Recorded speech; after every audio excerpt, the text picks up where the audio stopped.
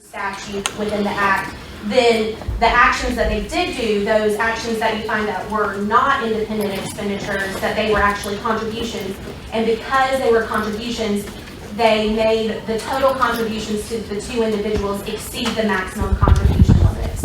Right, so my question was, you said those were independent expenditures. We would not, then the second issue would be null. Okay. We would not get to number 2. Okay.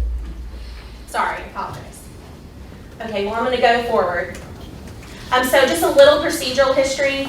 On July 21st, 2016, we received information from the Muskogee Board of Elections that a committee called School Reform 2016 was operating a website and running television ads that advocated the defeat of 2 candidates running for the Muskogee County Board of Education. Shortly thereafter, after the report, we reviewed our records to see if a registration was on file, and we also reviewed the website, www.nomorepatandkathy.com. After this review was concluded, possible violations of the Act were noted, and a complaint was drafted and sent to the co-chairs of School Reform 2016 on July 27th. Subsequently, prior to the meeting, a notice of additional allegations was sent to the respondents on August 31st to include alternative allegations in the event that the commission does not find that they were independent expenditures. And this was done so the respondents would not have to appear before the commission twice. So a little background of School Reform 2016. Respondent is co-chaired by 2 members of the Muskogee County Board of Education, one being John Thomas and the other being Mr. Frank Myers, who's present today in representing the committee. During the fundraising aspect of the life of School Reform 2016, they touted itself as a PAC and they solicited donations. All expenditures that they made with the donations that they received were made in connection with the 2016 Muskogee County Board of Education elections. The general election for the Board of Education elections, because it's a nonpartisan race, they hold their general election during the primary. So that was held May 24th, 2016, and a runoff was held on July 26, 2016. And mainly, the respondents supported 3 candidates. The first being Sheila Williams. She was running for District 7. She participated in the general and the runoff. She was unsuccessful in the runoff, and her opposition was Kathy Williams, and those names are important. The second individual they supported was Joanne Thomas Brown. She was running for District 1. She participated in the general and the runoff. She was unsuccessful in the runoff, and her opposition was Patricia Hughley Green. And then the third person was Pete Taylor, and he was running for District 5, and he was unsuccessful in the general. So, as we go forward, we're going to talk a lot about whether School Reform 2016 was a PAC or an independent committee. And just to give a brief primer on the difference between the two, both are committees recognized by the Act and regulated by the Commission.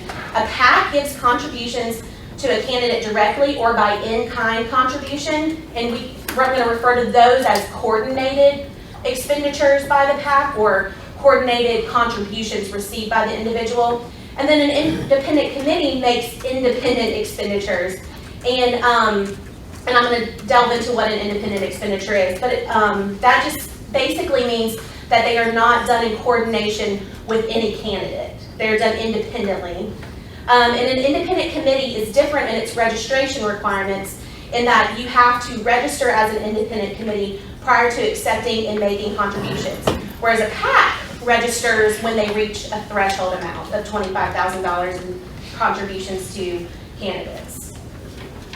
So the original allegations in the original complaint were that respondent failed to register with the Commission as an independent committee, and that respondent, as a result of failing to register, they failed to file 3 different disclosure reports that were due.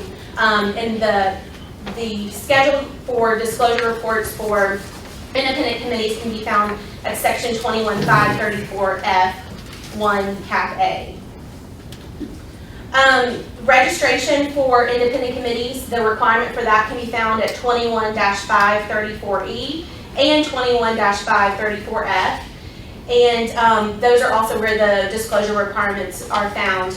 Additionally, the Commission issued advice in 2016 with advisory opinion number 2015-02 that advised individuals that a PAC can possibly make independent expenditures, and if a PAC were to make an independent expenditure, that they were required to register as an independent committee, as well as if they cross the threshold to also register as a PAC. And you have that advisory opinion in front of you. It's one of the additional supplemental papers if you'd like to look at that. The code actually defines independent committee, and it's defined as any committee, club, association, partnership, corporation, labor union, or other group of persons other than a campaign committee, political party, or political action committee, which receives donations during the calendar year from persons who are members or supporters of the committee, and which expends such funds either for the purpose of affecting the outcome of the election for any elected office or to advocate the election or defeat of any particular candidate. Furthermore, our rules define independent expenditure, which is that are the types of expenditures that independent committees make. An independent expenditure is a political campaign communication that expressly advocates the election or defeat of a clearly identified candidate that is not made in cooperation, consultation, or concert with or at the request or suggestion of a candidate or candidates authorized committees.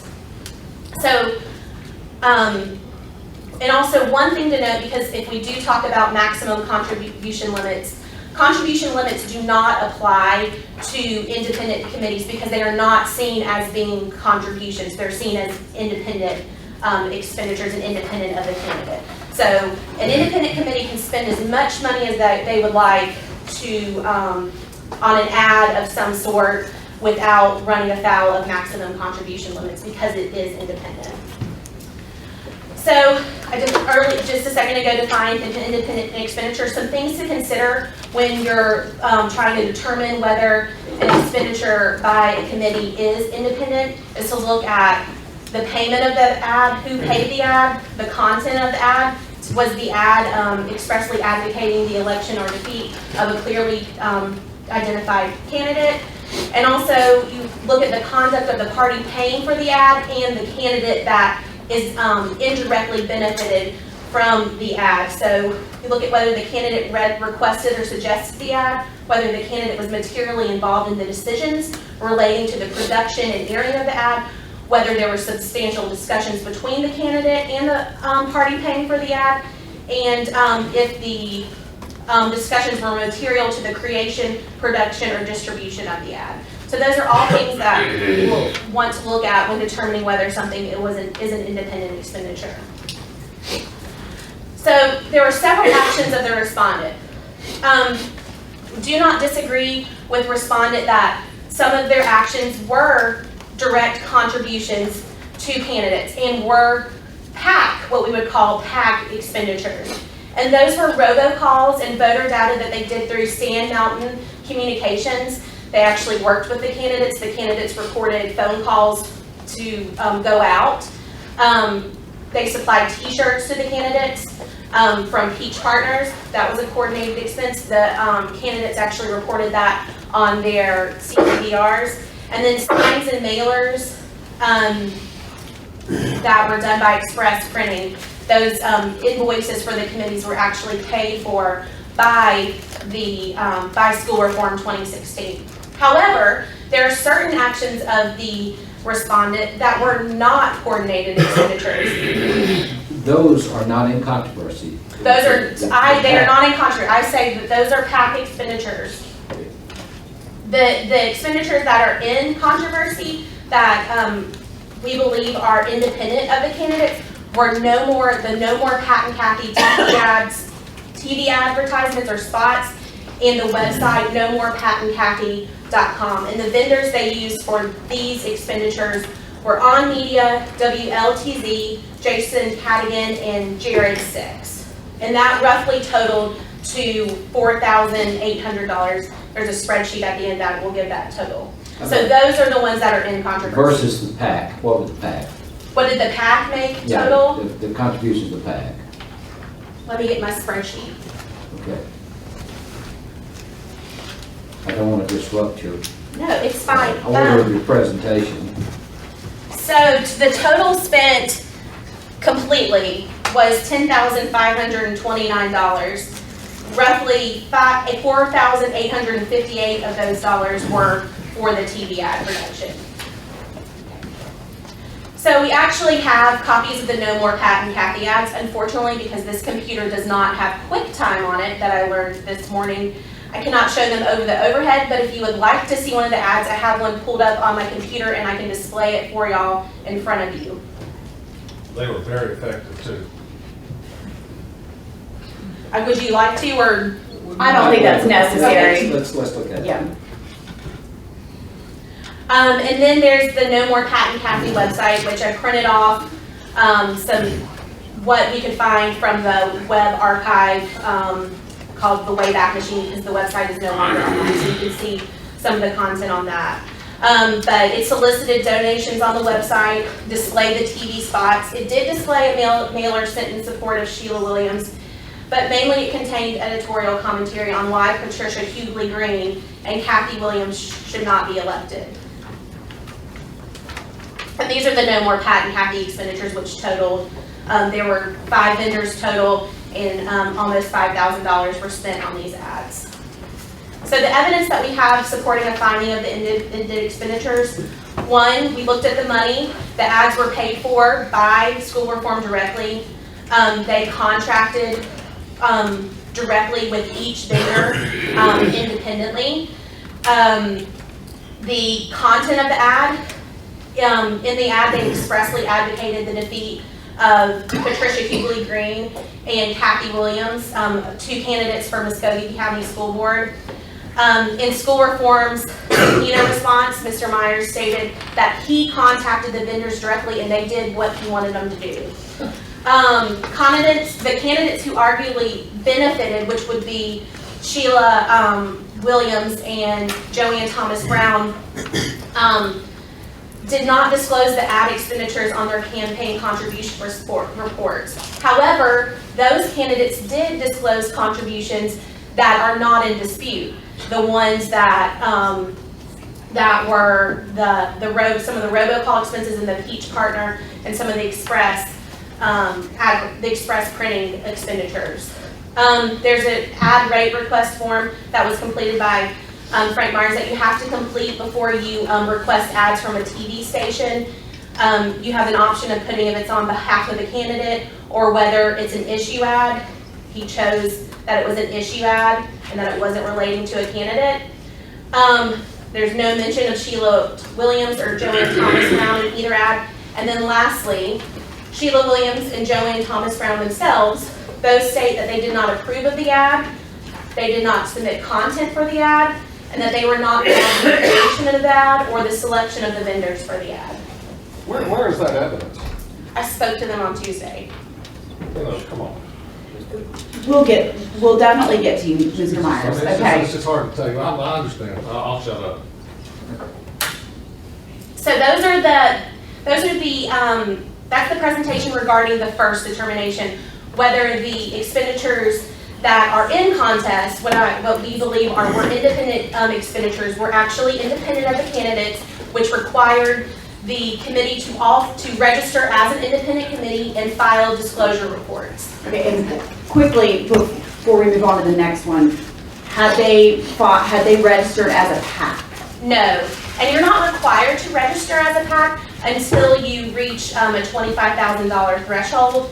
And actually, when you look on their website, one of the things, when they were soliciting contributions, one of the things that they posted in their solicitation was that we will not exceed the $25,000 mark, so your identity will never be disclosed. So if you're a PAC, that's possible. However, if you're an independent committee, you have to disclose the donors from day one. Okay. All right. And so at this point, we only move on to number 2 if we determine that 1, they are an independent committee, correct? We move on to number 2 if you determine that they were not an independent committee. Okay. All right. So we would have to make the decision of whether they were or were not an independent committee. Correct. And if so, whether those expenditures were actual, not in coordination with the candidate, Right, and correct? that would make them the independent committee, is that the expenditures were independent, therefore they are an independent committee, yes ma'am. Correct, okay, all right, so, however, though, your alternative is, If they Is want, allegation. correct. So if respondent was not an independent committee, then respondent made contributions to Joanne Thomas Brown. Ms. Wetzel, I'm sorry to interrupt you, but Yes, no before we problem. leave item number 1, I just want to make sure that I'm clear. Does any one single act potentially make them an independent committee? Correct. Okay. I have a question. Who was the person Pete Taylor ran against? I don't know who Pete Taylor ran against. I can tell you. if you- Well, just a minute. Well,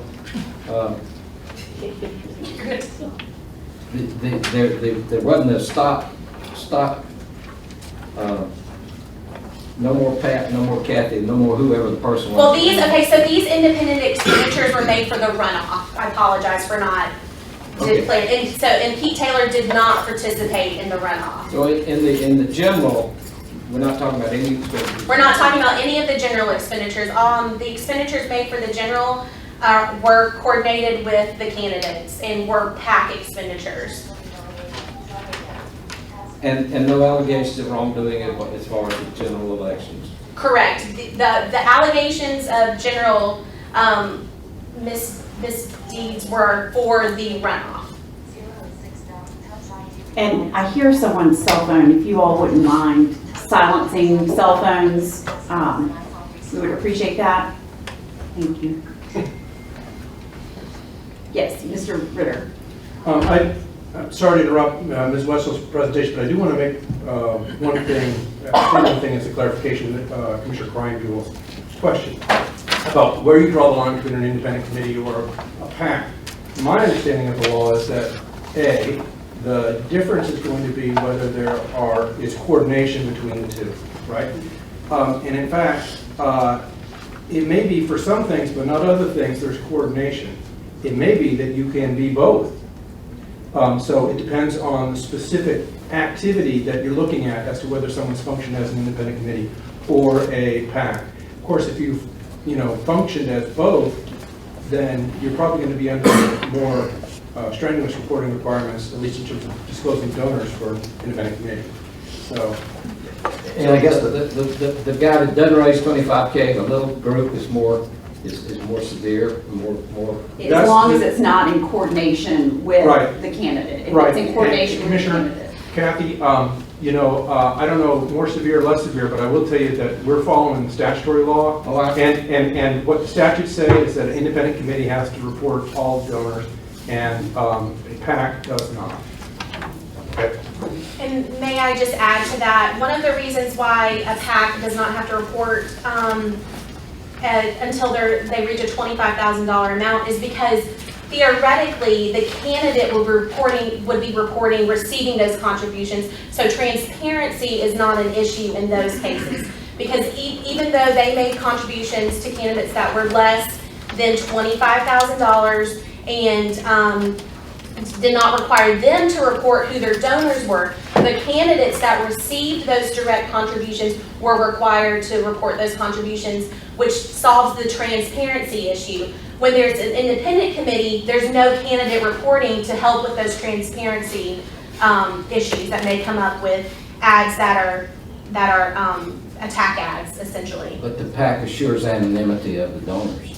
Only if they don't go across $25,000. However, it's not complete because the commission, if there is some idea of wrongdoing, we can look at their bank records. Yeah. And we've done that, and I've done it. Yeah, one question. Okay. Ms. Wetzel, thanks for that presentation. So my main question is, what evidence, and maybe you're going to go back over what you already said, but in brevity, what evidence do you have that shows that they were acting in coordination with the candidates? In coordinate or not coordinate? Independently? Yeah, well, so essentially, help me determine whether the respondent was acting as an independent committee. Okay, the respondent was acting as an independent committee because, one, we're looking at how they were paid. The ads were entirely paid by School Reform 2016. Not a portion was paid by the candidate and there was no division. It was all paid by School Reform 2016. The content, the ads expressly advocated the defeat of 2 clearly identified candidates. And then one piece of evidence is that the candidates did report the coordinated contributions. They did not report anything from the ads, from the ads, which kind of gives a little bit of, circumstantially, a little bit of light that, well, they reported these, and if they didn't report these, then they must have not had anything to do with those. Most importantly, though, when I spoke with Sheila Williams and Joanne Thomas Brown on Tuesday of this week, they both said that they had nothing to do with the ads, that they did not approve the ads, that they did not submit content for the ads, that they did not have any input as to the selection of vendors, and they had no input as to the creation of the ads, which are all things to consider when trying to determine whether they're independent or coordinated. Okay, go ahead, Ms. Wetzel.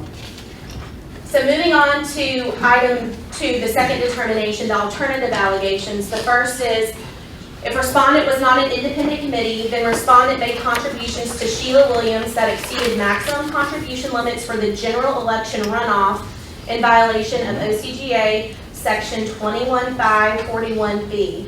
The second is, if respondent was not an independent committee, then respondent made contributions to Joanne Thomas Brown that exceeded maximum contribution limits for the general election runoff in violation of OCGA section 21-5-41B.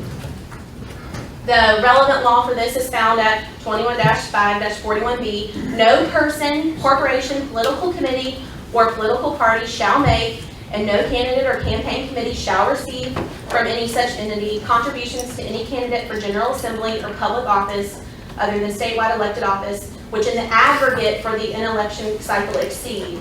The current contribution limits for county candidates are, they are allowed to receive up to $2,600 for the general election, and they are allowed to receive up to $1,400 for the general runoff. And this was a runoff, correct? This was a runoff.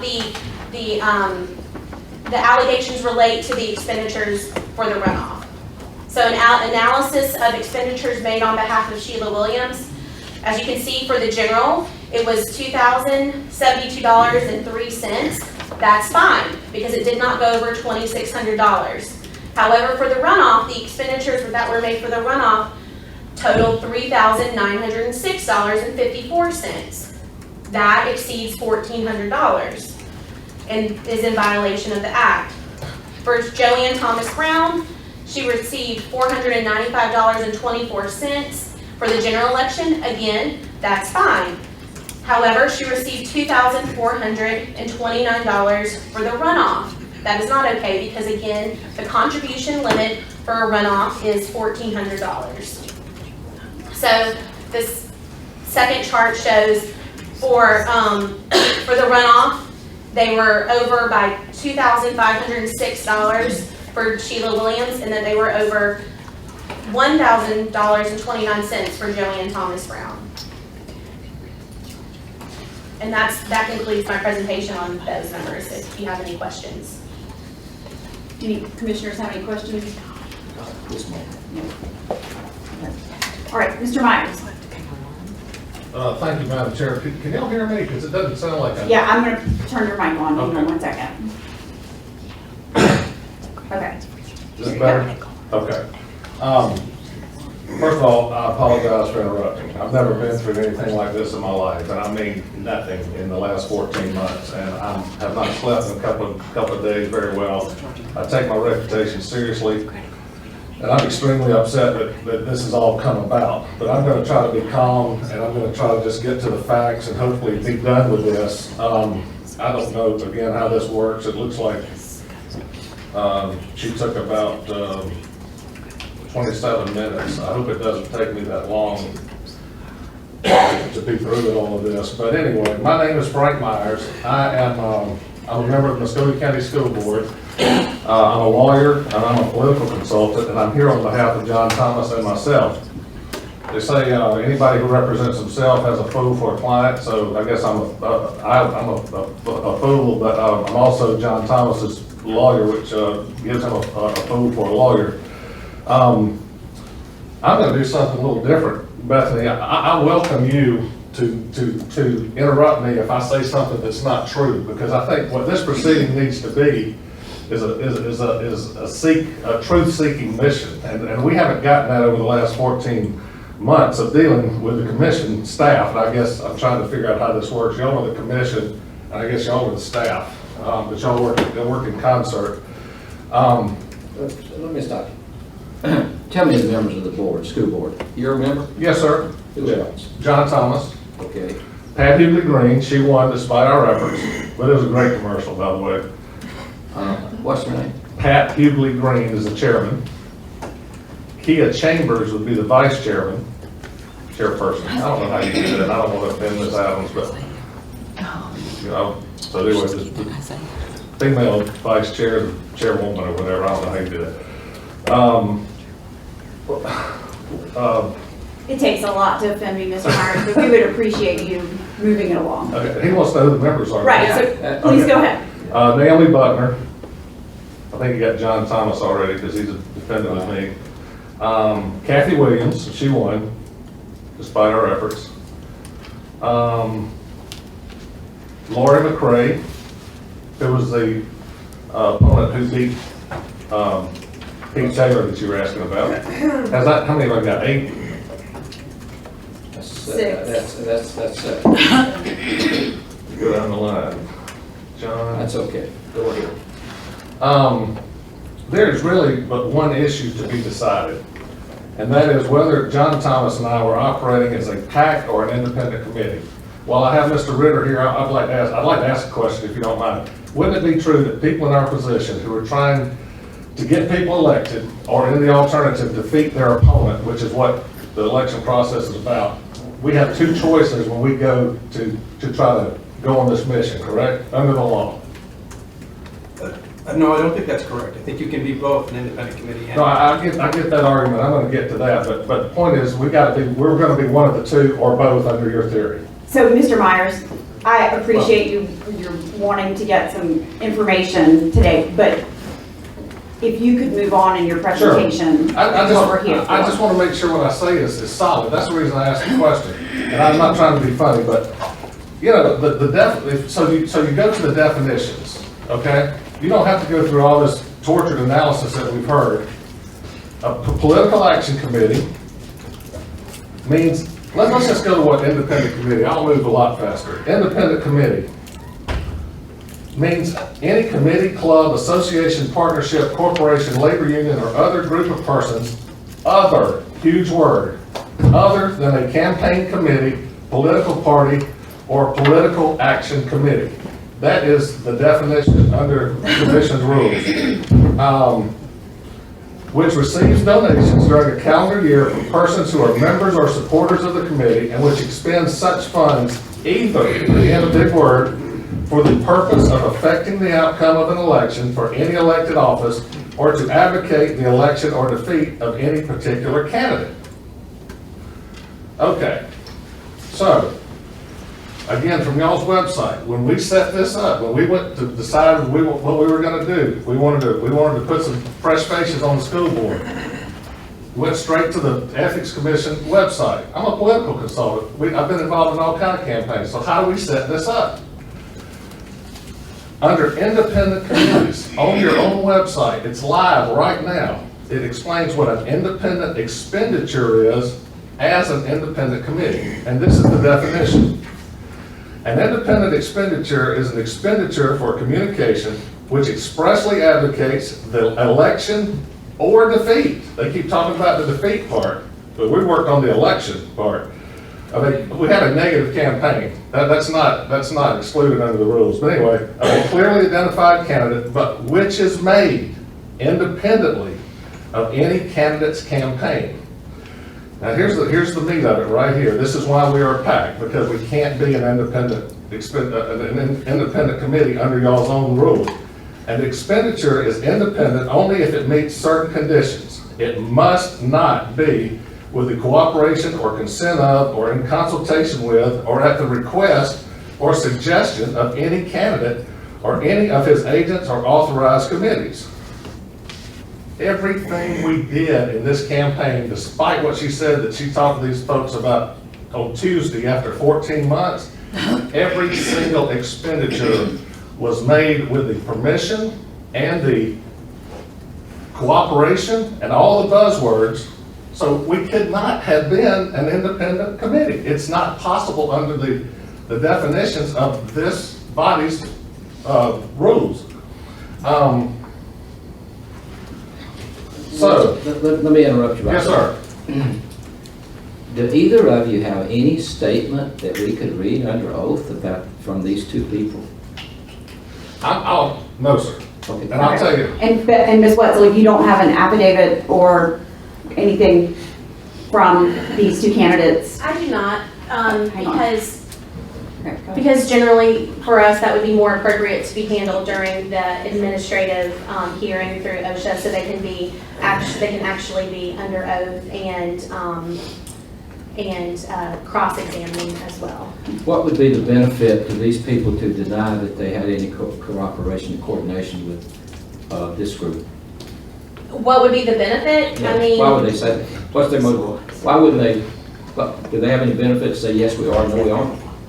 well, if they understood that allegation, the alternative allegation, that if they did say that they were in cooperation, then 2 complaints would be filed against them for accepting contributions that would that would exceed campaign contribution limits. So that would be the benefit to them for saying that it was not, that there was not. Some degree of motivation. Correct. However, in my opinion, I don't think that they understand that, and that was not something we discussed during our It conversation. might not.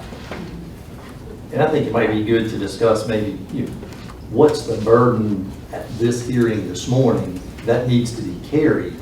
Again, what we're dealing with here are 2 statements that occurred, to you over the telephone. Is that enough for us to reach our probable cause finding? We're not here to determine, the final outcome of the actual petition. Right. The standard is that there's a reasonable basis to believe that a violation occurred. The act occurred, right? Madam Chair, I will state in my place as an officer of the court, if you want to put me under oath as a fellow lawyer, I will tell you, every single penny we spent in this effort was with the consent and cooperation of these 4 candidates. By the way, it was 4, it wasn't 3. We bought t-shirts for this lady, she ended up going off on another route, but we were trying to clean house, we were trying to get a brand new board. Who's the other lady's name? The lady who won, who didn't use our help, so maybe we weren't so helpful, was Vanessa Jackson, and she sits on the board now. That's one of the names I couldn't remember.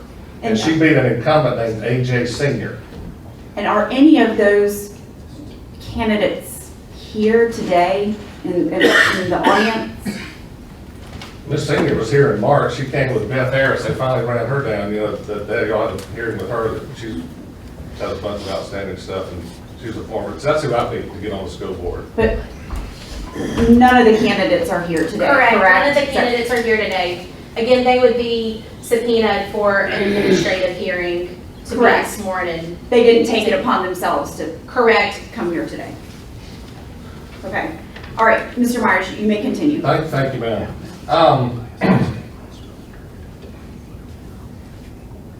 There's just no evidence that we were an independent committee, with all due respect. I mean, there's just not. And this phone call on Tuesday after 14 months of having 2 articles written in the newspaper, slurring our names, and it's just, I'm here because I want this thing to go away. In fact, everything that really is in front of this board in terms of evidence, my word, I guess, is evidence, shows that we were not an independent committee. We were a PAC. Mr. Myers, Ms. Wetzel, she talked about 3 different elements, for us to look at in determining whether this was an independent committee versus a PAC. And we've talked about, whether you had any type of, coordination with the candidates themselves. What about the other 2 that she mentioned? Were any of these things paid for by the candidates? any No. portion of this paid for by the county? Everything that's in front of you listed as expenditures were all paid by our entity. I know, so they didn't pay any portion of it. None of ours, no. Okay. Now, I'm trying to think now, one of the candidates may have contributed to the effort. I'm not gonna sit here, I just don't remember it, but I'm saying this, like, did somebody get an invoice? I'll be happy. Please, please. She did. I was gonna help you out. She made Wow. a donation. Yeah, but the point is, it's not like we said, well, here's an invoice from Sand Hill, write a check. It wasn't like that. I think Joanne Brown probably contributed to the PAC. What about the content advocated defeat? Well, So yeah, you agree and with that's- that? Yeah, it's called a negative ad. It's, Good. yeah. I just want to make sure Yeah, that but- the other two elements, we don't have a dispute But on. go back to the definition. It's either you're advocating for the defeat of somebody or for the election of somebody. So, but they seem to want to focus on the defeat of somebody to make this argument. Did I answer your question? Yeah, you're not disputing the first two components of what she said that we need to look at, which is that, you know, none of the items that she identified were paid for by the candidates, and that the content definitely advocated defeat, right? Oh, yeah. Okay. It's called a negative ad. And we never could get that point across for some reason in the last 14 months. I'm just gonna try to mop up a little bit. I don't know if I've set it up to hopefully ask the commission at this point to dismiss this and let us get on with our lives. But one of the things that Bethany did say, and I wrote down some notes, is that she said that she pled in the alternative that we were a PAC. This is a complaint. The only thing that is pled in here is that we were an independent committee. And we had some pretty rough and tumble back and forth for a while. Up until about November of 16, we were very, very cooperative. But when it became clear, and then I figured a light bulb went off in my head one day. I said, well, we're not an independent committee. This is like a Rule 11 in federal court. You know, if you don't have an underlying theory and you're going through discovery, you don't even have a right to discovery if you don't have a viable theory. This would be subject to a motion to dismiss in court. In the real world, again, this is a different arena for me. But I do want to point out, within the last 2 weeks, she came up with this last theory that we had overspent. It's kind of like, well, if you're not an independent committee, then you overspent, which I haven't gotten to that, but hopefully I don't have to get to that, but I will if I need to. And Mr. Myers, since you are an officer of the court and a litigator, did you respond to the allegations in written form? We did. Okay. I don't have those. It's in the binder. It should be is behind the presentation. I don't know what page it's date stamped. I want to make sure you look at the same thing because we did a very, very nice professional job of explaining ourselves. One question I have, Mr. Myers. Yes, sir. So you said that you wanted these board members to be defeated. Yes. And you also said that you wanted to put, new blood on the board. Why is that? Because the Muskogee County School District is rife with corruption. The letter. I mean, that's just the bottom line. And I know it's unorthodox for school board members to be involved in this type of activity. But as my old friend, Mr. Butler, Jim Butler down in Columbus taught me when I moved down there, is there a rule against it? No, well then be creative. And that's what we were trying to do. We were trying to affect change in Columbus, Georgia. So you're trying to get the corruption off the board. Absolutely, we continue to do that. We've got 4 school board members who just asked the governor and the 7 Superior Court judges to call in the GBI to investigate wrongdoing. 4 out of the 9 school board members. Would you have created this, I don't know if I call it a committee, but regardless of who was running the opposition, would you guys have done it regardless, just to clean up the corruption? Well, that's a good question, because you're making me go back and think about what was going on. Well, Pat and Kathy needed to go. AJ Senior needed to go. The other one was an open seat. Did I understand you to say the Superior Court judges have asked for an investigation of corruption? So four of the 9 school board members, I apologize, I still hadn't named them 8th or 9th probably, have sent a letter to the governor and 7 Superior Court judges under the statutes The school board can't call in the GBI. We can request as members, 2, 4, 5, whatever, we got 4 of them together, to say, come in and investigate. There was a kid down there named Montravius Thomas that was body slammed and had his leg amputated. It actually made it news about a year ago. Well, the school superintendent didn't even tell us as a board that the thing had even happened. I heard about it through the grapevine. My question was, what's the Superior Court judges you requested they do something? Have they done anything? Not yet. And in what forum did you do it? What procedure did you? We did a letter to the When? I would say it's 3 weeks ago yesterday. Well, there's a lot going on right now for something that occurred 14 months ago. Oh, yeah. And Mr. Myers, I just want to make sure that I'm clear that you would agree that the robocalls and voter data, T-shirts, signs and mailers were done in coordination with the candidate and therefore PAC-related expenditures, correct? As were the TV commercials, yes, Okay, ma'am. and so your contention is that the TV commercials were in coordination with the candidate? Absolutely Okay. they were. And now, because I'm just trying to get to the meat of this, I and understand. Ms. Wetzel's saying that the television spots and ads were not in coordination with the candidate. And so what the commission has to decide today is whether they were or were not in coordination with the candidate. Where there's probable cause. Correct. Reasonable grounds to believe that they were or were not in coordination with the candidate, therefore making this expenditure an independent committee expenditure. That's what we're here today to do. So I've heard Ms. Wetzel's side, that she says that she had a phone conversation, and I've heard your side that they were in coordination with the candidates. I have nothing in front of me from either of y'all to make a determination of whether they were or were not in You have Myers. a statement on the, that's right, as an officer of the court. But, you know, this is a challenging situation for the commission to be in, because clearly money was spent, and the public deserves to know who spent it and for what. So we need to make a decision at this point. Do you have anything further you need to tell us? I do. I have a Okay. couple things, because there's some red herrings that have been kind of thrown out there, and I want to address those. Okay, but remember, and I'm going to allow you time to address those, but please remember that that is the issue that we have to decide today, Okay. okay? And I respectfully, to just hit that head on, I respectfully say, go to the definition of independent expenditure in your own rules, and that answers the problem.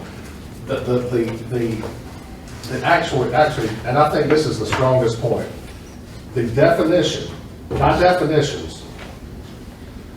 the definition of this commission, independent committees cannot coordinate with candidates.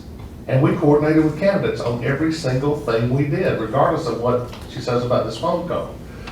The other thing is the statute I read to you, it actually forecloses the interpretation that we could be operating as both an independent council or a PAC. And I respect Mr. Ritter on so many levels. I disagree with him on this. I've talked to him about open meetings. He's been very helpful. I think he's a brilliant guy. But there's a internal, what do you call this thing, advisory opinion internal to the commission that says you can be both.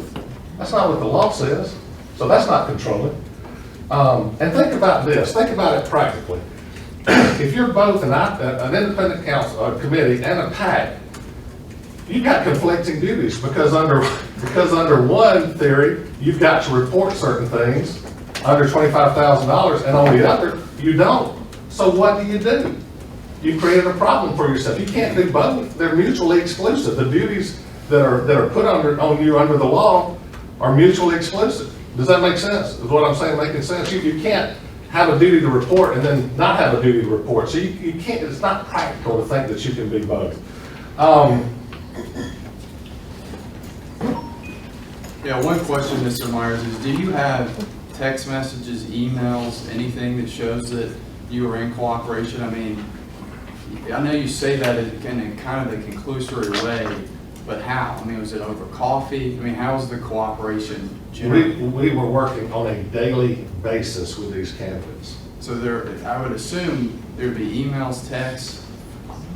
About the ads. Yes. About the TV ads and the website. Yeah. That's really the guts of this. Correct. Well, and that's, look, I don't know. I mean, honestly, I don't know if I can find those, you know, but I know that I can tell you this. If I have to come back up here, I'll have sworn statements from both of them that will make her, what she stated to this commission, look like it's from outer space. I don't know if they didn't understand what she was saying. I'm not questioning what she's saying. I'm a little skeptical. But these people were very glad to get our help. And I would have never, ever, just as a matter of ethics, I'd have never, ever put up something that they didn't approve. Never. You don't do that with any candidate. And I've handled a lot of campaigns. I mean, I just, so I don't know, no, Mr. Evans, whether I do or not. But I was It is interesting to me that how did you acknowledge, we acknowledge that you had input about robocalls, t-shirts, signs, and mailers. We're going to talk all about those, but hey, we're not going to talk about the website and the TV ads. You talking about the commission? Yeah, I mean, that's what we're being asked, and that's what it looks like is Well, the allegation, is that you talked to them, had plenty of coordination over here. These other two things we didn't coordinate. And let me explain why I think that is, because they have come up with this idea that we are bound to spend money on behalf of these candidates pursuant to the rules in terms of when the contributions can come in. You got $1,500 for the general. What was it, 2,500? It's 2,600. 2,600 for the general, and then isn't it really 13 for the runoff? It's 14. 14, 26 and 14. But what they're trying to say, and it's really, I want to be careful about what I say, but it's just kind of tricky because what they're trying to say is they're trying to mix up the whole thing about when we can spend the money that was contributed. It's kind of, if that makes sense. Well, I say this, I don't think they're trying to mix it up. There's a rational basis for why we have two different campaign contribution limits in a general and a runoff. Right. That exists. And you've got to draw the line of demarcation somewhere, and somebody that's not us through that line. So that I don't think there's any conspiracy afoot to murky the line. But you would agree that we're not, let's put it to you, let me go another route. You've been around a long time. Have you ever You met? don't have to talk about my age. I'm guessing maybe even Mr. Evans at this point, and I just don't know y'all like I kind of know the other two background, but have you ever maxed out to a statewide candidate before, in the very beginning? Fortunately, my job here, I don't have to answer many questions. Oh, I'm sorry. Okay. Well, let's just assume that. I don't know. Let's just assume that there's a person who is maxed out to a statewide candidate. That statewide candidate doesn't win. They don't even get to the runoff. Do you think they're gonna refund your money? Yes. Yeah. That's part of the law. To refund the They money, don't or they have to comply. You do, said they can. there's dispositions, there's rules for disposition. I'm not doubting that. I know that. But I only back winners. I understand. We got to that question. Yeah, so one question to Ms. Wessel, and I think the commission is just gonna have to make a decision. There's not a lot of evidence, so I mean, I think the real issue comes down to, do we pass this on to OSHA to weigh the evidence, because there's just not a lot of evidence one way or another. But Ms. Wetzel, how do you differentiate, as I think Commissioner Kathy brought up a good point, between there's an admission that the robocalls were in coordination, the ads were not. So Well, if you got that from me, I apologize. Mr. Myers, please let Commissioner Evans finish. I apologize. That's not what I said, and that's really important. I'm sorry to interrupt, but So Ms. Wetzel, just if you could tell me how to differentiate. Okay, for instance, the express printing expenditures, the invoices for for Sheila Williams, for instance, it's the invoice that they paid said that it was ordered by the committee to elect Sheila Thomas. And then they gave money to Express Printing, and that was applied to an invoice. So there's, Sheila Williams generated that expense, okay? So, whereas the ads, it was all initiated by Mr. Thomas, Thomas and by Mr. Myers. So with the robocalls, the candidates recorded some of the messages. So that's coordinated. And then with the t-shirts, they reported those contributions on their campaign contribution disclosure reports for the general election. Additionally, they reported other contributions received by School Reform 2016 on their contribution reports for the general election. On their contribution disclosure reports for the runoff, there were no contributions from School Reform reported. Additionally, I asked from Mr. Myers all the invoices from all the vendors involved in the creating of the ads, and his response was, I have really good relationships with all these people, and so I just tell them what I want and they do what I want. Additionally, when you go to purchase airtime from a broadcasting company, you have to fill out a form and sign. It's required by the FCC that you fill out a form, and it says, are you making this ad on behalf of the candidate? He did not select that. He chose issue ad. Do you have a copy of that? I do.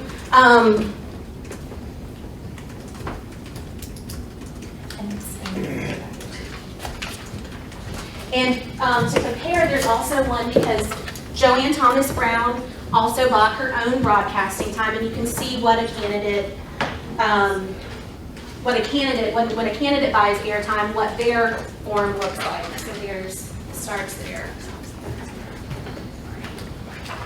Ms. Wetzel, a cynic might say that the candidates admitted the expenditures that you had a piece of paper proving they made, and didn't admit the others. And that's possible, which is why I spoke to them on the phone. And in full disclosure, one of the reasons why I spoke to them later on is because I did not want them to face harassment from Mr. Myers.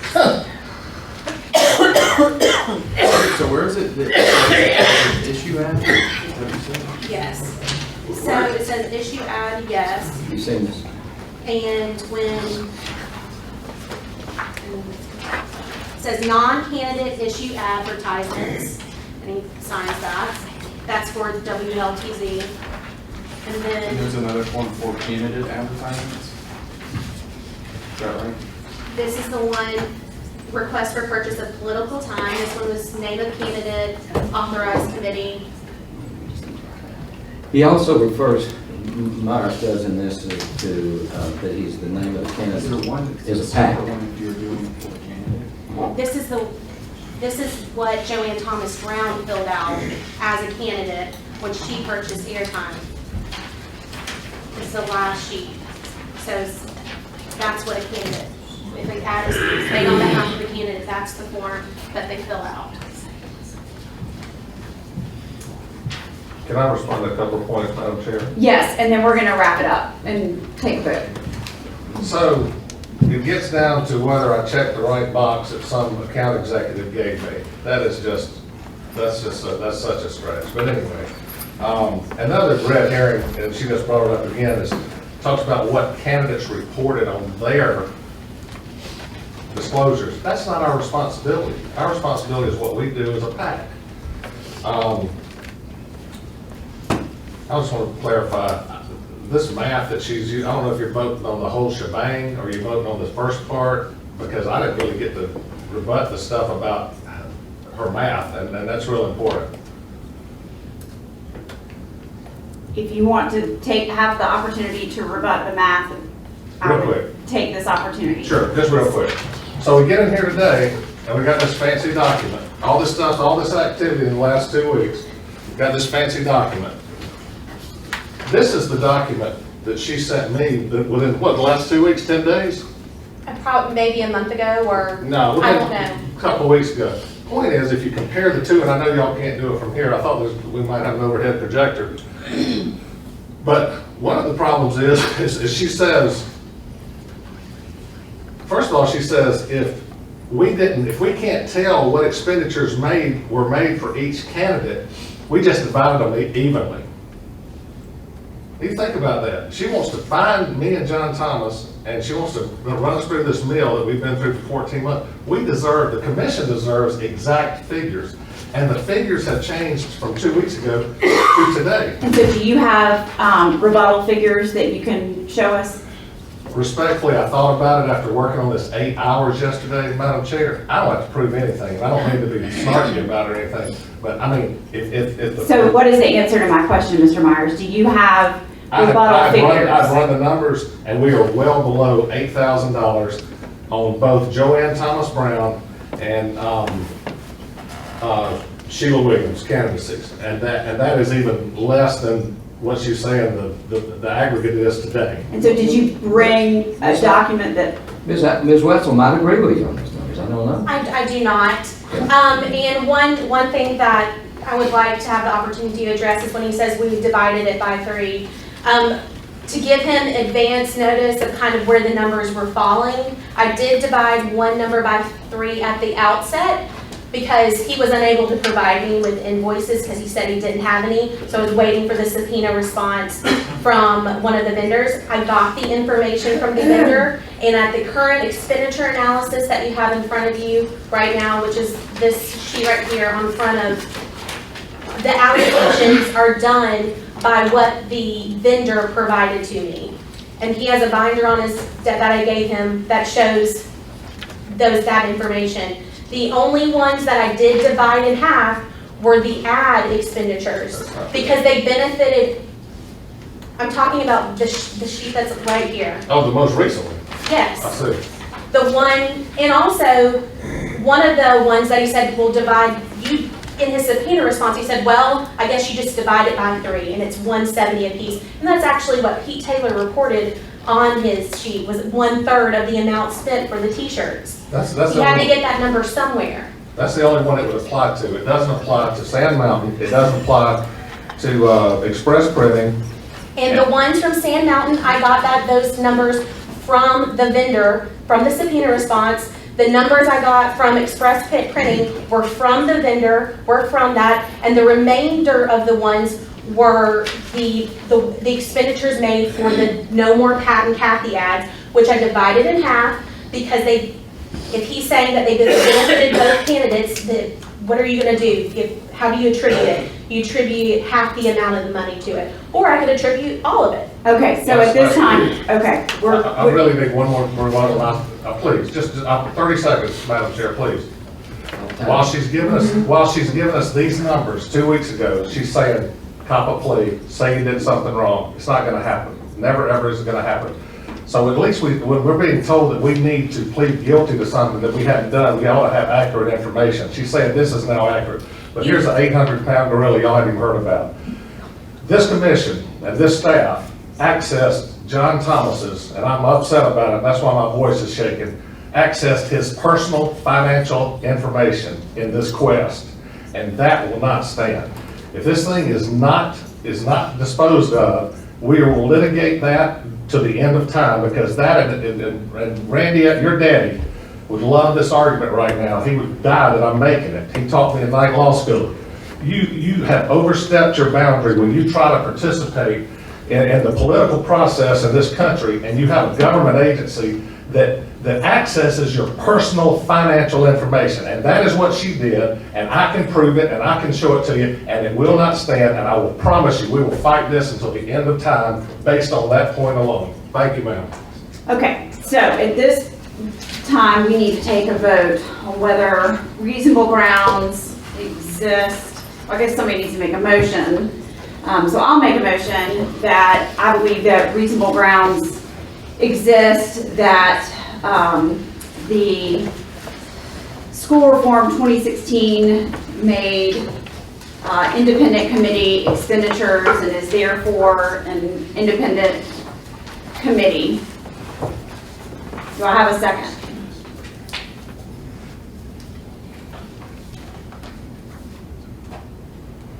All right. No seconds? All right, so motion fails. All right. So I guess at this point, then we dismiss, correct, Mr. No? Anybody else have a motion? Since you've asked, I can tell you that you can either find that there is no reasonable grounds, or you can decide to essentially to table this. And I have a recommendation on this.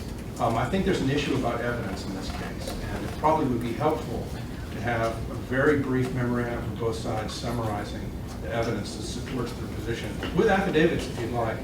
I think Ms. Wessel would like to have a chance to summarize for you exactly what the evidence is that supports each allegation, as well as to clarify why we believe that you can be both an independent committee and a PAC. And I think that Mr. Myers certainly had the opportunity to present his own affidavit as well as others, rather than just stating in his place that that he did in fact coordinate, and I don't doubt that there probably was some coordination for some of the expenditures. So not all of them. And so the question is whether you can be both, or whether you are in fact just solely in a PAC situation. And if you are, then whether you exceeded the limits.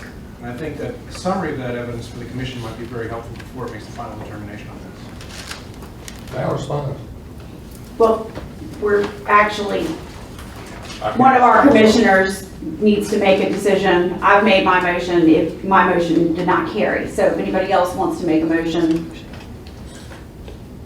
I mean, I agree with that recommendation. I mean, right now, this is the most persuasive thing, and to me, I just don't know if it's sufficient to create reasonable grounds that What do you rely has on? been violated.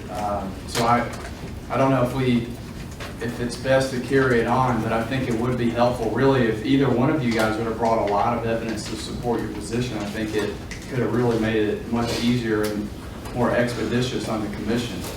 I don't know if any of the other commissioners have thoughts on presenting an additional opportunity to present evidence when maybe it should have been done today, but.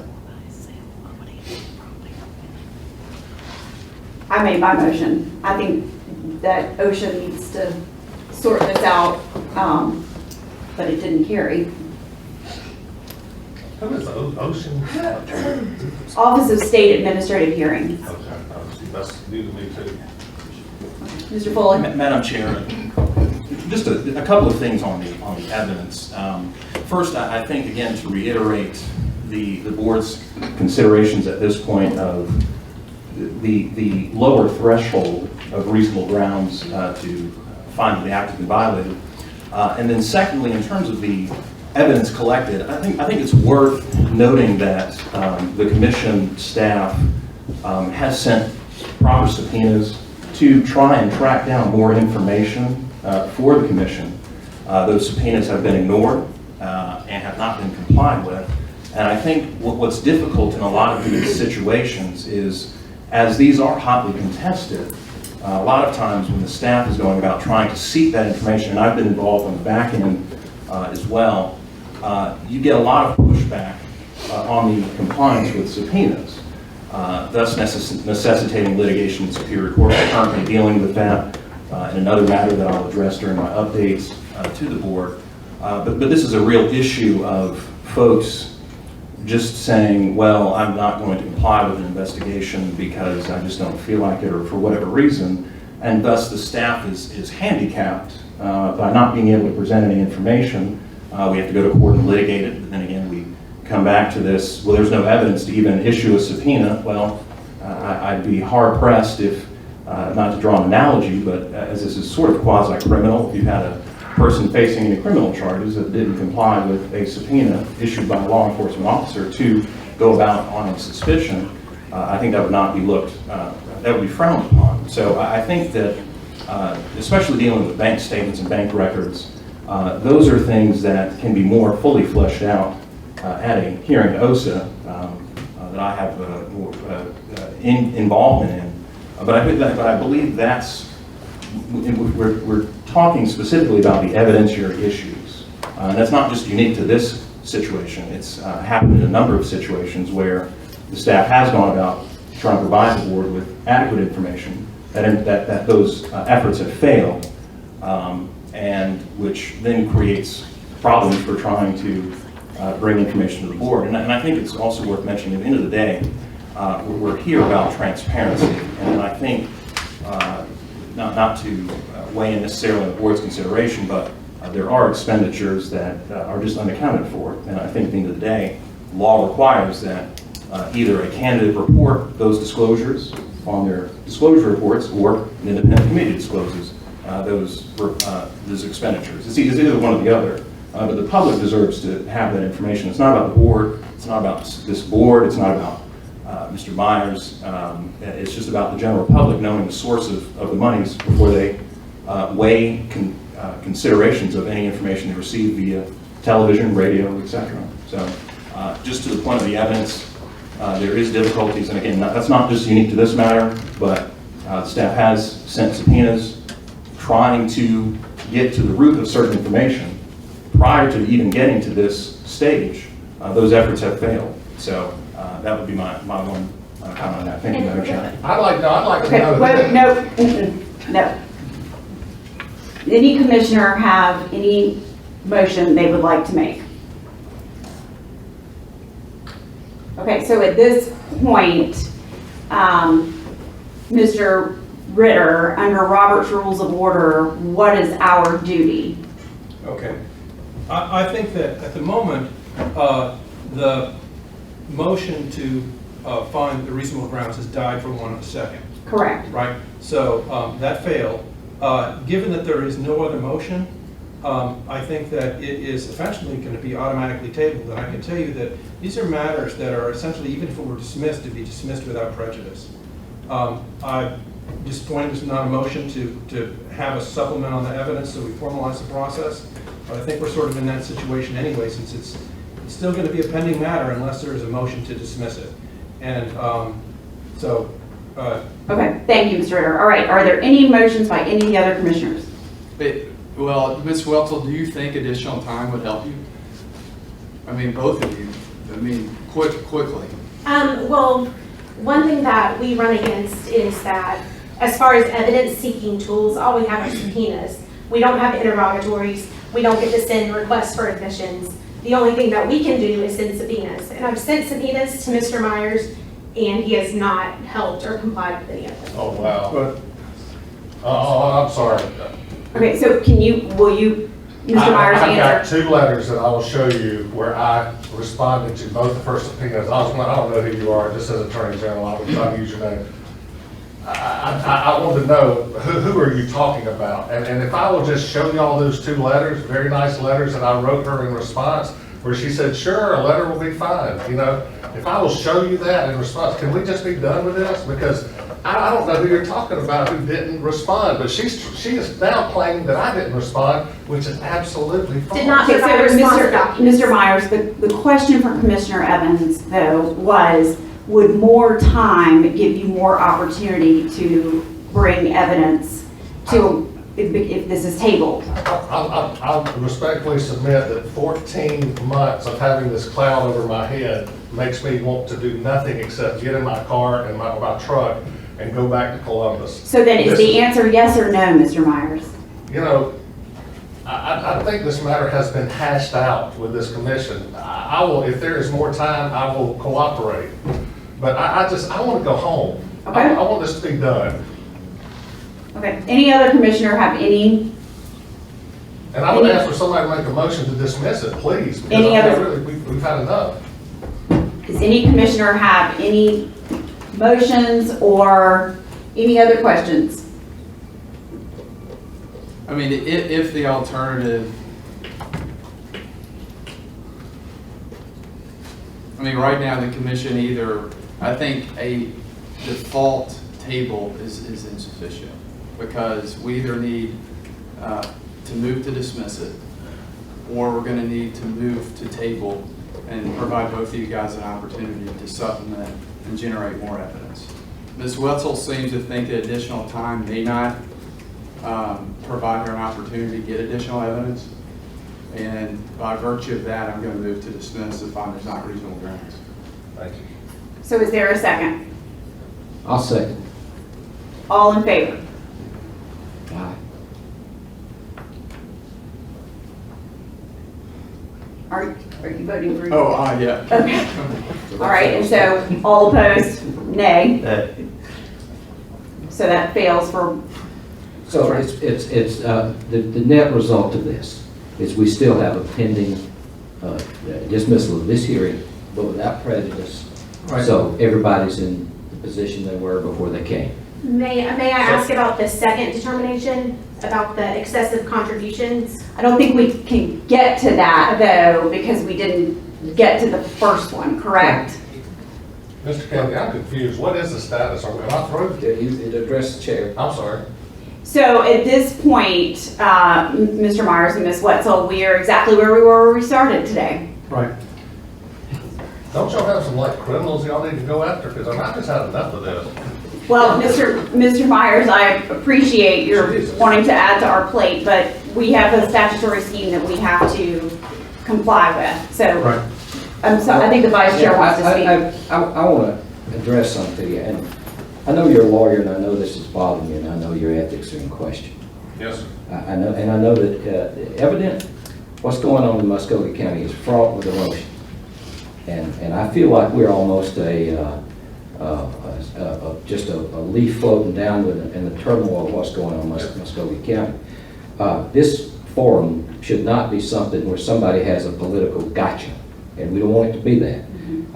These people do a good job here. They took over with a tremendous workload, a backlog. They worked hard with it. They've got a scheme of regulatory rules that we have to comply with. Now, and we don't create most of those that we're dealing with.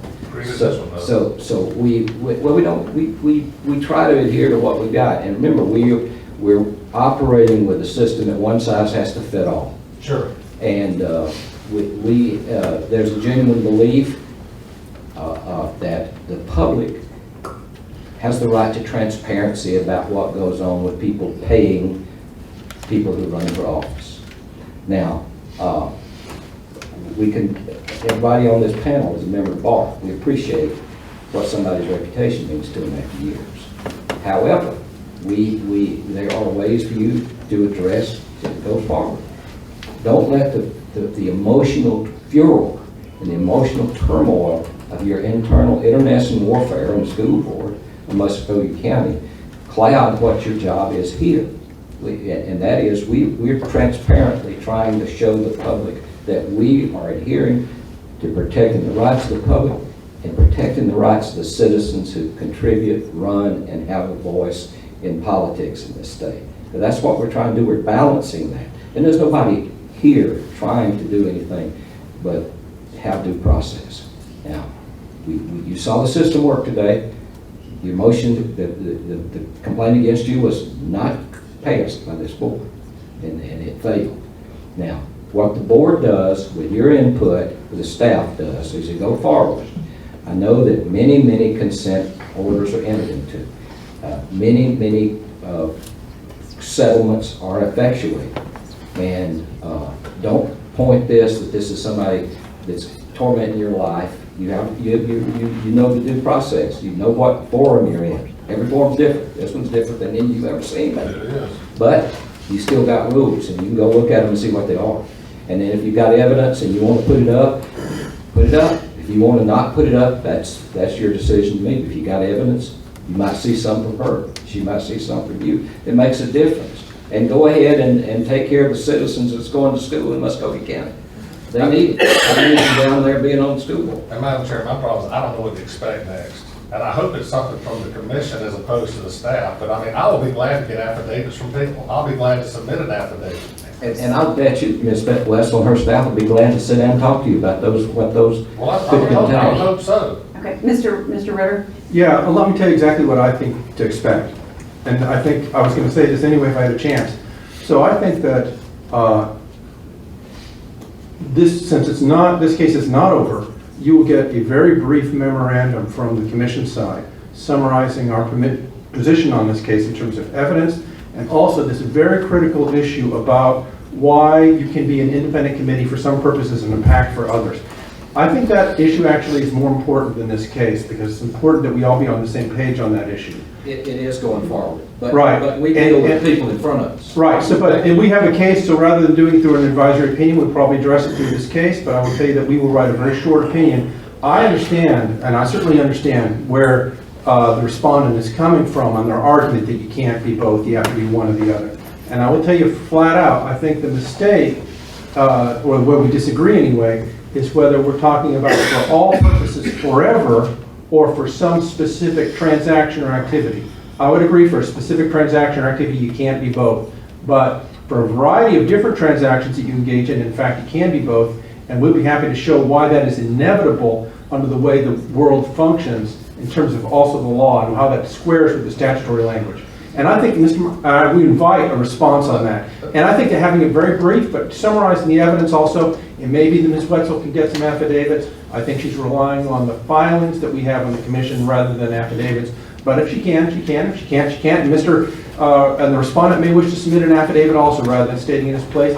Well, I'd like to clarify it, and I want you to know, from our perspective, we want this to happen too. Yeah. We don't want this to linger. Well, so I'm gonna pass the olive branch. I'll sign a consent agreement right now that it's the commission's position that you can be both, and I will temper my actions accordingly in the future.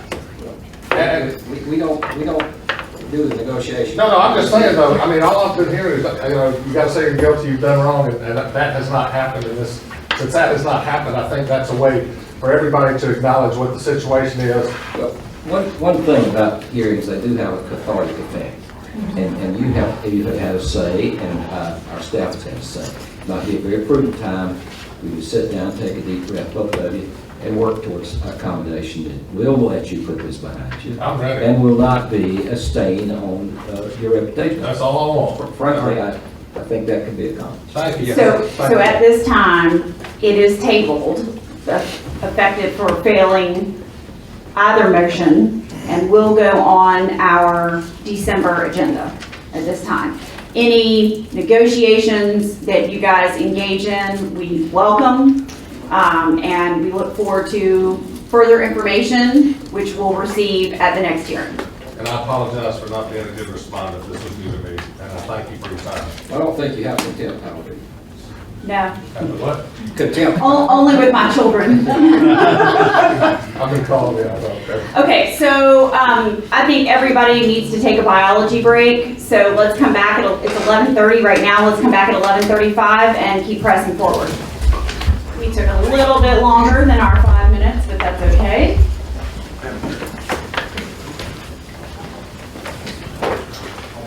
Yes. So we're going to go out of turn. We're going to move to item number 5, actually, because that's the 2017-005 in the matter of Stacy Culverman. I understand that the lawyer is here for that matter, and yes, good afternoon, and that Superior Court is waiting on you. So those judges do have contempt powers, and could hold all of us in contempt. So. Therefore, let's go ahead and take that so Superior Court can move on with its calendar. So I believe that is Mr. Lane's matter, and commissioners, that is item number 5 in your binders, if you want to go to that. And it's my understanding that this is actually a motion to dismiss.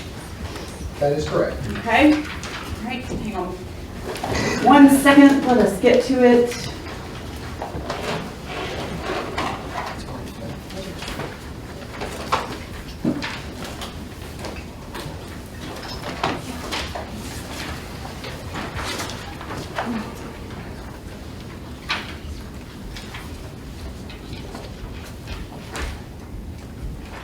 And it looks like the commission filed the motion to dismiss, is that correct? That is correct. Okay, so then, Mr. Lane, you may go first as the move it then. Thank you, ma'am. Commissioners, before you have... Hold on 1 second, let me turn your mic on. Okay, all right. Commissioners, before you have the case 2017-0005 in the matter of Stacy Culverman. This case began on March 28, 2017, when the commission received a third-party complaint alleging that Ms. Stacy Calderman, while acting as the DeKalb County Ethics Officer, engaged in lobbying in violation of Code Section 21-5-7.1. Now, all of this the complaint stems from the fact that in the 2015 legislative session, the General Assembly passed a local enabling act that allowed the DeKalb County Board of Commissioners to create a DeKalb County Ethics Board. And it changed how that, and actually reformed the board, it changed how members were appointed, who ran the board, it created the office of the ethics officer, and that ethics officer serves at the pleasure and discretion of the Board of Ethics for DeKalb County. An important distinction to make is that this Board of Ethics does not deal with anything that we deal with. They do not deal with campaign contributions, they do not deal with lobbying activities, they deal with what is truly ethics, conflicts of interest, nepotism laws, things of that nature. After the board was reconstituted, Ms. Stacy Calderman, one of the former directors of this commission, was hired to be the new DeKalb County Ethics Officer. Contained within that original 2015 Enabling Act is a provision that states the ethics officer shall not be involved in the political activities or the non-political activities of DeKalb County, period. And it goes on to list other qualifications and prohibitions that they have to abide by. The issue appears in the legislative session for 2017, so our most recent one. The DeKalb County Ethics Board began to have a dispute with a number of people appearing before it about the constitutionality of the board and how it's composed. So the Board of Ethics voted twice, once in October of 2016 and once in November of 2016, for their ethics officer, Ms. Stacy Calderman, to draft legislation that would be presented in the 2017 General Assembly session, and to promote that legislation to reconstitute or to repass the Enabling Act so that the current composition of the board would be constitutional. It has to do with the method of appointment, and we'll belabor that point. After the November meeting of that Board of Ethics, Ms. Calderman began contacting legislators, began circulating this legislation. She met with a number of legislators, and in fact, between March 6th and March 13th of 2017, she was at the Capitol, she was pushing the legislation. There's no dispute that she was engaged in lobbying activity. Now, when you're looking at the Georgia Government Transparency and Campaign Finance Act, that's our act, we govern what a lobbyist is and who has to register as a lobbyist and what constitutes that. Now, under 21.571, subsection A, the only thing that prohibits someone from lobbying is if you are convicted of a felony involving moral turpitude. That is the only prohibition we have against someone registering as a lobbyist and engaging in lobbying. Nothing else is. You can be above 18, you can be below 18, it's fair game. You just have to be a human being and not be a felon. And what the commission needs to look at is that in determining who is a lobbyist, there are a number of ways that you can be a lobbyist. And I won't belabor it because the facts are admitted to. Ms. Calderman, under 21.570, was instructed by her governing authority, and she was paid more than $250 for the calendar year, in which she engaged to try and promote or oppose legislation in front of the General Assembly. So that's fairly simple. The next step the commission has to look at is there are a number of exceptions. There are about 8 or 9 exceptions to the lobbyist registration requirement, which is contained in Title 21.571. Under the exceptions, this is not saying that people aren't lobbyists or that they aren't engaging in lobbying. What we're saying is that yes, they are lobbyists, they are engaging in lobbying, but the General Assembly has said that these categories of persons do not have to register as lobbyists before engaging in lobbying, and they have no duty to disclose their lobbying activity. The exception applicable to Ms. Calderman is subsection I-6 of Title 21.570. Under subsection I-6, it states that all public officers, and that's defined under our code as elected officials, state members of boards, those individuals are not required, and it also states, and appointed public officials. Ms. Calderman falls under that second part of the and appointed public officials because she is an appointed public official that serves at the pleasure and discretion of the governing authority of the Board of Ethics, which is the DeKalb County Board of Ethics. They hired her, they appointed her, she serves a term of 6 years. All of that is documented. Since Ms. Calverman qualifies for subsection I-6 exemption, she had no duty to register with this commission, which is a violation of 21-571 if you don't register beforehand, so she didn't have a duty to do that. And she didn't have a duty to disclose. Therefore, she did not violate the Campaign Finance Act, either Title 21-571 or 21-570, because of that exemption that she's entitled to invoke. And she has invoked it affirmatively through her counsel, which is Ms. Kimberly Worth. And Ms. Worth and Ms. Calverman officially invoked that exemption, I believe it was July 9th is when they officially invoked that exemption. I know that the complainant's attorney, Mr. Dwight Thomas, is here, and the complainant's contention is that the DeKalb County enabling legislation somehow supersedes the Georgia Government Transparency and Campaign Finance Act. Now, I don't want to belabor the point, and I don't want to steal his thunder, but just to address it briefly, there are instances in which specific local enabling legislation can supersede more generalized statutes, but nowhere within the DeKalb County legislation does it state lobbying, does it define lobbying, does it even prohibit lobbying? No, it just simply states that the public or the DeKalb County ethics officer is not permitted to engage in the political or non-political activities of the county. And it doesn't define what a political activity is, it doesn't define what a non-political activity is. It's a very simple one sentence. So it's not specific enough, it does not address lobbying issues that we maintain. And even to assume, for sake of argument, that it did supersede our ruling. We don't have jurisdiction over the DeKalb County Board of Ethics, and if it is a violation of the DeKalb County Board of Ethics and their legislation, the proper governing authority to deal with it would be the DeKalb County Board of Ethics. So either way, it's not appropriately before this commission. We move that the case be dismissed pursuant to Title 21-56, subsection B10A, and then Georgia Comparative Rules and Regs 189-2-.03, subsection 5. Okay. Any questions from any of the commissioners for? Okay. All right. Thank you, Mr. Lane. Thank you. May it please this honorable commission. I'd ask you to bear with me because what happened in this particular situation is that the commission staff sent their memorandum of law to the client on August 3rd. The client received it on August 31st. He is a layperson. He's former Lieutenant Colonel Amos King, who served in our military for many, many years. And of course, I happened to be speaking with Mr. Lane on a different matter, I believe Tuesday this week, and just talked about this and learned that there was this memorandum and that there was this hearing. Yesterday, I did provide a written response, somewhat hasty, but still the best we could do. I understand he did not get it. We tried to email the fax, but I did bring a hard copy this morning. So, do you have enough copies for all the I can commissioners? give you the copy I have when I finish. That's not a problem, Your Honor. But first of all, what I'm asking this commission to do basically is either table it or get an opinion from the Attorney General. Because most of what Mr. Lane has stated is correct. I think that the commission should know, first of all, what was noted in Mr. Lane and Mr. Ritter's memorandum of law is that first that Ms. Calverman, who is the ethics officer of DeKalb County, made material misrepresentations. First denied having engaged in lobbying, then later changed horses in the middle of the stream and said, yes, I did, now I claim an exemption. Now here's where we now agree.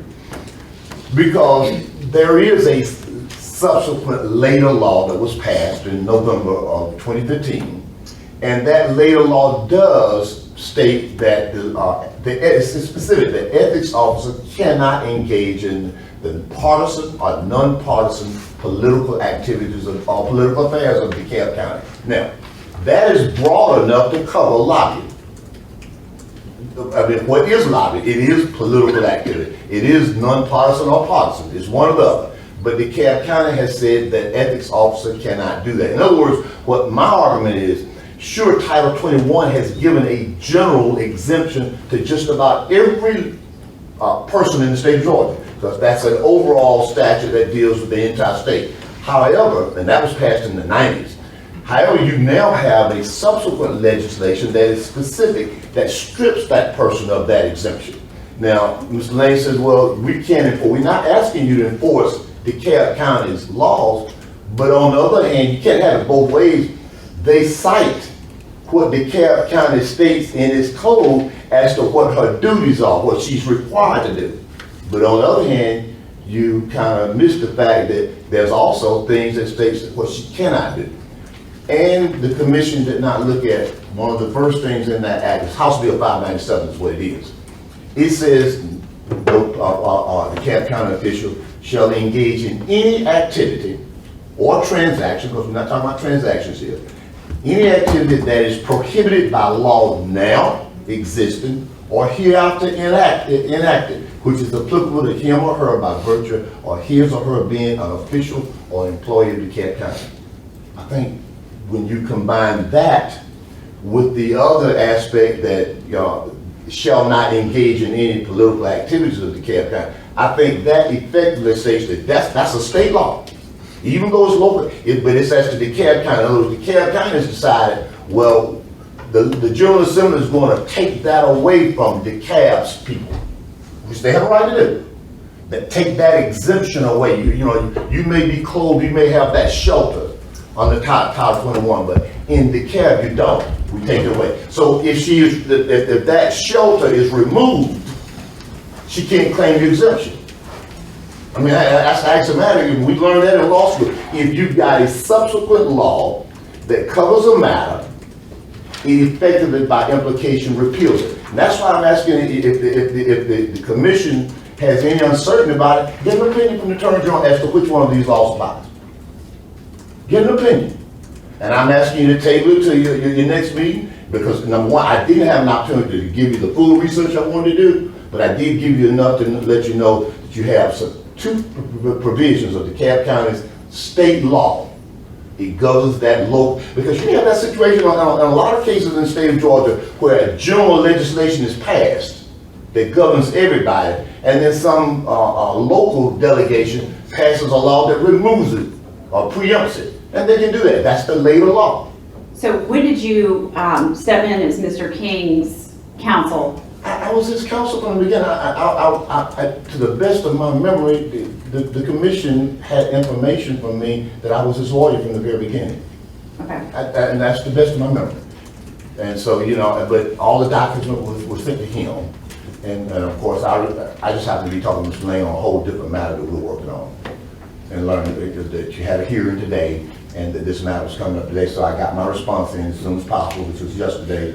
You understand my fax transmission issue. That's why I brought the originals with me. Because I do want to make sure we give you adequate time to respond. And Commissioners, I don't mean to be rude to Mr. Thomas, and I haven't objected at this point because I think everyone should have the right to come before the commission and have their issues heard, but the complainant's not a party to this matter. It's a violation against the state. The commission staff is the prosecuting entity. It's the aggrieved party. The state is the aggrieved party. Actually, the complainant doesn't have a right to brief the opinion on what they think it should say, how it should say, or how it should be governed. And that's under our Administrative Procedures Act. You don't need three cooks in the kitchen. You've got a respondent who's represented by counsel, Ms. Worth, to my right, and you've got a plaintiff who's represented by staff. I understand that the complainant disagrees. He doesn't like the analysis, but unfortunately, it is what it is. And to further show that, and not to belabor the point unless the commission desires me to do it, in order for a statute to supersede, it would have to be specific. It would have to state, no DeKalb County official shall lobby the state of Georgia, period. Right, well, let me see if Ms. Worth has anything she wants to add.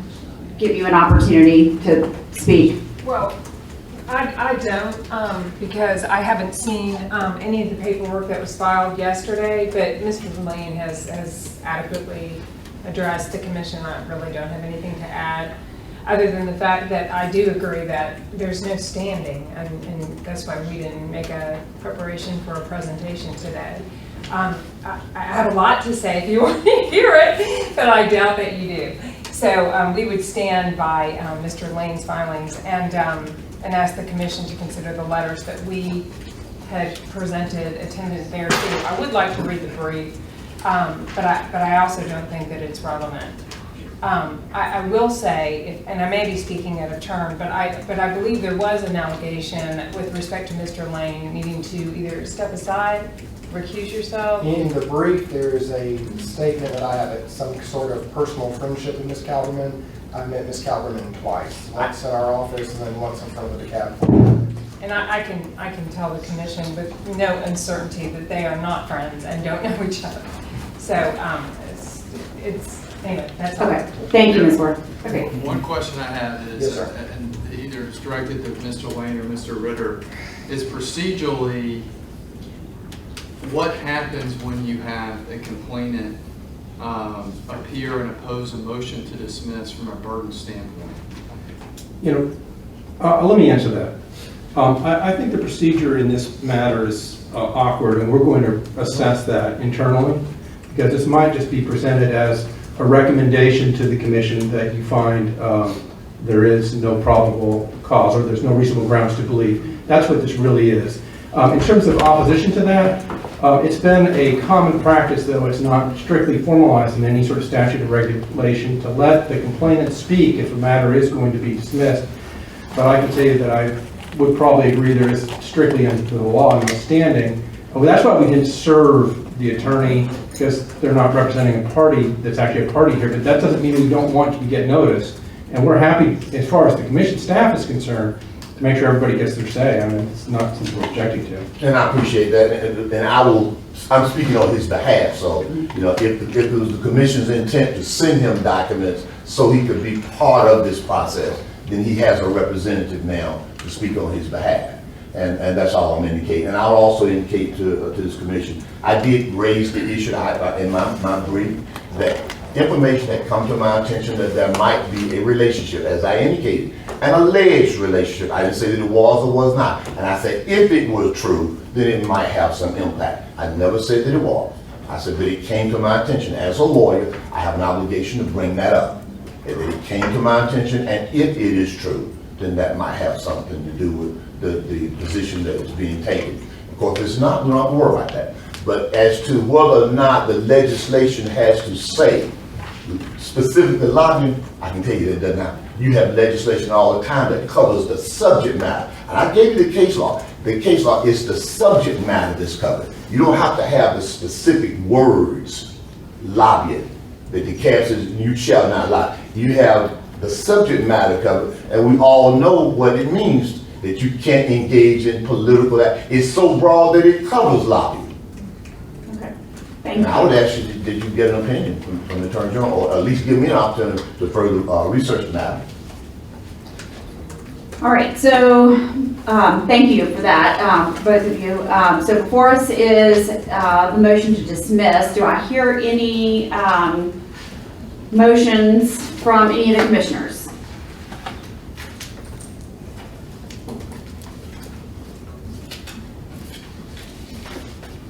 Any commissioner other than me? Okay. I'm going to move that we dismiss this matter, 2017-0005, in the matter of Stacy Calderman. Do I have a second? Today is not my lucky day. Okay. And Madam Chair, Seconded by with the Commissioner. documents, may I present you the Sure, document? thank you. It's seconded by Commissioner Evans. I would like to see that document. Yes, sir, this is it. I'm sorry, hold on, here one copy. And, oh, sorry, here's the statute, House Bill 597, that I referred to, highlighted portions.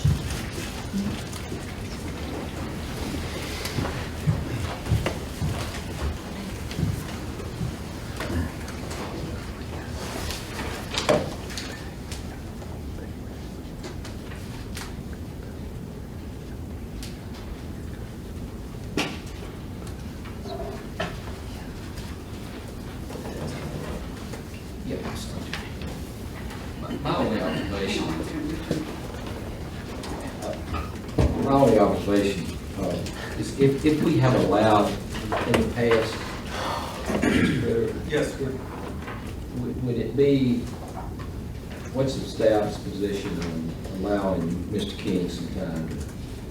I can tell you, if you make a motion to table this to give him a chance to brief this issue, we wouldn't have the objection to that. Oh, okay, that may be what we strive to do. People who complain, even though they're not a true party to the litigation, initiated the thing. We'd like to have folks have their say. That good go. I appreciate that, Mr. Kay. I think a motion to table does supersede the other motion. It does. So I move to table this motion dismissed so that Mr. King, claimant, initiated the proceeding, can file a brief with the commission. I'll second. Okay, all in favor? Aye. All opposed? Nay? Okay. You have any excuse? Okay. All right, so the matter is tabled and moving to the December agenda. Yes, you Madam may Chair, be. what's the December date, please? We actually we're having to, I think, shift that date, but we will make sure you get adequate notice. Yes, ma'am. Thank you, ma'am. That's for the commission, y'all can make the copy. I have some. I think Mr. Lane would be very cooperative in communicating with you about scheduling. Yes, sir. Thank you so much. Would you get us the brief? I just want to make sure you're going to get us the brief within 30 days. Oh, yes, yes, of course. Thank you very much. Yes, I can get you in 30 days, yes. Right. Okay, so I think that that, should be reflected in the minutes that the brief is due within 30 days. yes, and that's what I was gonna say. So the brief is gonna be due within 30 days from Mr. King's counsel. Okay, so that takes care of item number 5 on the agenda. And that moves us now to, in the matter of Norman Garrett, which is item 4D, that's 2013-0053. Okay, and Mr. Garrett is here, correct? Yes, ma'am. Okay. All right, and that is Ms. Wetzel's case. Okay. It's by Kim. Okay.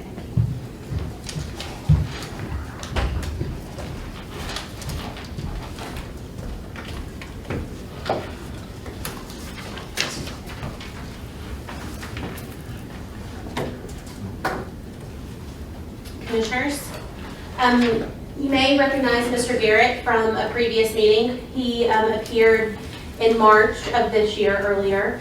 And at the conclusion of the presentations, you asked that we give Mr. Garrett an opportunity to submit a late fee hardship waiver to show some kind of financial hardship. We've communicated with Mr. Garrett. We have not received a formal late fee hardship waiver from him since that time, and we also have learned some additional information regarding his unemployment. So we're back here because the case needs to move forward, and we have not received the late fee hardship waiver, so it's either here before you for him to agree to enter into a consent agreement, or to for y'all to find a reasonable grounds to believe that he violated the act. And in this case, also the complainant, Mr. Jimmy Richardson, is here. Okay. All right, so we've heard the matter before, correct? Correct. In our March meeting. Correct. And so, Mr. Garrett, you have had ample time to file the requested hardship waiver and have not done so at this time, correct? No, this is the first time I'm actually hearing about the hardship when she actually, when I called her about the letter.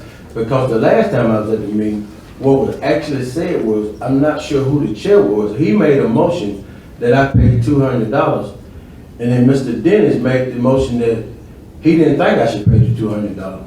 So I actually did talk with someone outside that actually said, submit an email to me that saying that you're not employed or wasn't employed. I'm not real sure what it was actually said. And I submitted that email, and at that point I thought it was over. I only found out about this again when I got an email from her, which you said was in March. The hearing was in March, yes, sir. And I only got a letter from her within a couple of weeks ago. That's the last time, when we walked out of here, my understanding was this was over. So it may be miscommunication, I would say.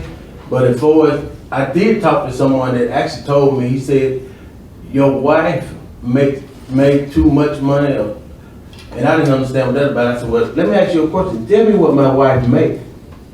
She said, I don't know what she make. I said, well, how do you know she make too much money? Who was I actually talking to? I think you're talking to our paralegal, Chris Phelps, and what he was alluding to is that when you submit a request for hardship waiver, you have to submit documentation, like a tax return, which we asked for prior in March before that meeting too, when we advised you of the late fee hardship waiver process.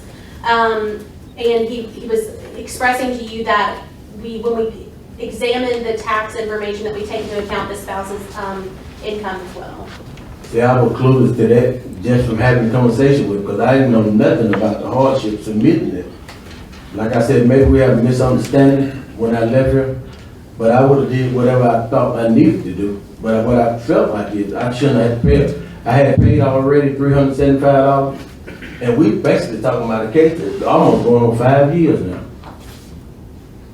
And he has made a partial payment of those late fees of $375. He just has an outstanding one of $125, but then he also had some violations, one that he accepted contributions prior to filing a declaration of intent, and then also the violations for not filing those reports. And at the meeting, I think we discussed that maybe there could possibly be no civil penalty, but that the late fee could remain. However, he mentioned that he could not pay the late fee because of income purposes, and then the whole hardship waiver procedure he was asked to submit that. Okay. So, has a hardship been filed? I have not received a hardship waiver. Okay. No. Okay. No hardship has been filed at this point. Okay. So, at this time, then we are at a state of, from a procedural standpoint, of determining whether a violation has occurred, reasonable grounds to find a violation has occurred of the Campaign Finance Act, correct? Correct. Okay. Or we can encourage you all to go out into the hall and negotiate a consent order on this matter.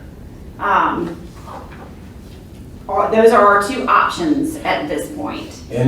And so I think that since there was some misunderstanding, which seems somewhat obvious, and I appreciate you coming today again, I think you guys probably should take some time out in the hall and see if you guys can get a consent order worked out. And then I think I'm going to move that we table this until after lunch and see if we can maybe move it to the consent orders, unless any other commissioner has any questions or would like to do something different. Was this at the March meeting? It was at Correct. the March meeting, yes. Mr. Garrett, do you understand what the chair said, that you have an opportunity to go out and talk to Ms. Wetzel and see if y'all settle this thing? I do. I need to know what she wants though. Right, and I have a proposed consent order that actually I can pull a copy out, so you can look at that just to see, and we can negotiate the terms as far as a penalty, because we have not received documentation about your income, then there will be some monetary. Okay, so tell me what you want the penalty to be. and then- Well, what you should do, we give you the invitation that you can go out and talk with her and do some give and take between the two of you, see if you can come up with something you can live with. Gotcha. Right. If you can't live with it, you can be right back in here with us. It doesn't do you any harm, it might help you. Thank you. Okay. I agree. All right, thank you. And Ms. Wetzel, if you'll just report back and let us know if we need to take it as a preliminary hearing or if it has moved to a consent order. In one quick matter of just housekeeping, the complainant is here in the matter, and Okay, do you fantastic. want him to speak now or to come back after we've had an agreement, or just for his time purposes? Okay, so that's Mr. Richardson, correct? Yes, And ma'am. where is he? He's right there. Hi. if you have anything you feel like, do you have anything you feel like you need to say? Or here would be, I think, for time purposes so that we can move forward.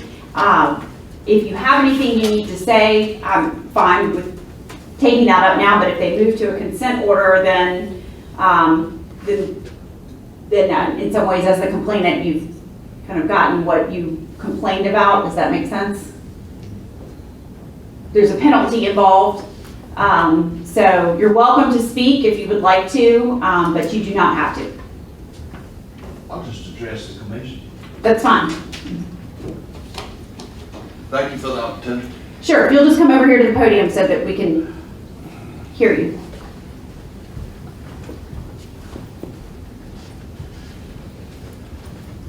My name is Jimmy Richardson, and I'm on the City Council, City of Monroe. And 4 years ago, I was running for City Council, and Mr. Garrett approached me and said that he was going to run against me. And we got to talking in my office one day, and he said he was a convicted felon, and he went to the paper and alleged that I was going to say something if he was a convicted felon, which I did not. And then he went to the board of Walton County and said he got his rights restored, and he got his rights restored, so he was able to run for City Council as a convicted felon. We started campaigning. We all filled out forms like we're required to by the state of Georgia, campaign disclosure form and financial disclosure forms, and tried to do the right thing. And nothing was ever disclosed by Mr. Garrett. He was spending a lot of money on campaign ads, postcards, signs. I know what I spent, and I disclosed it by doing the right thing. And he never exposed anything that he spent. I had no idea where the money was coming from.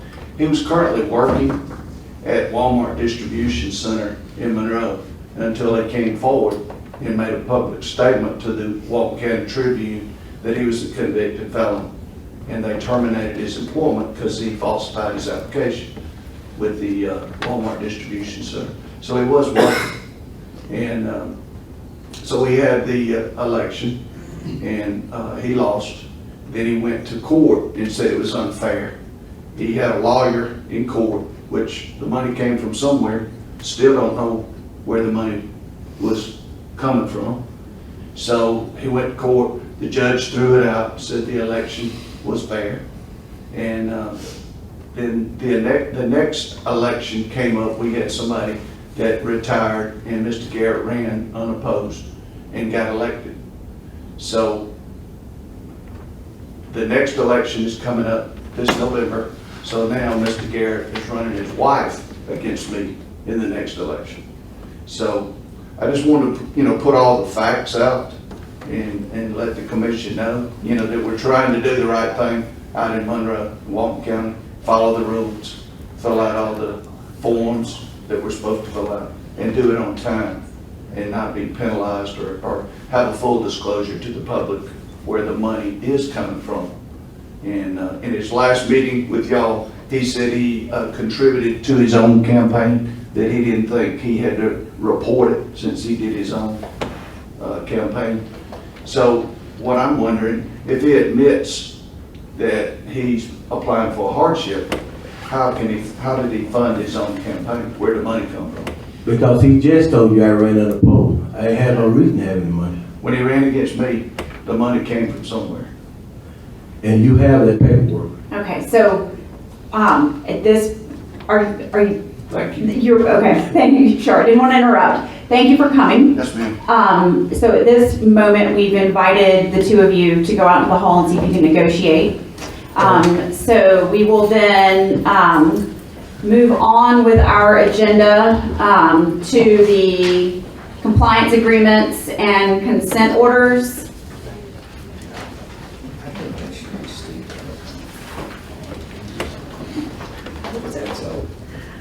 Okay, so that's item 7 on our agenda.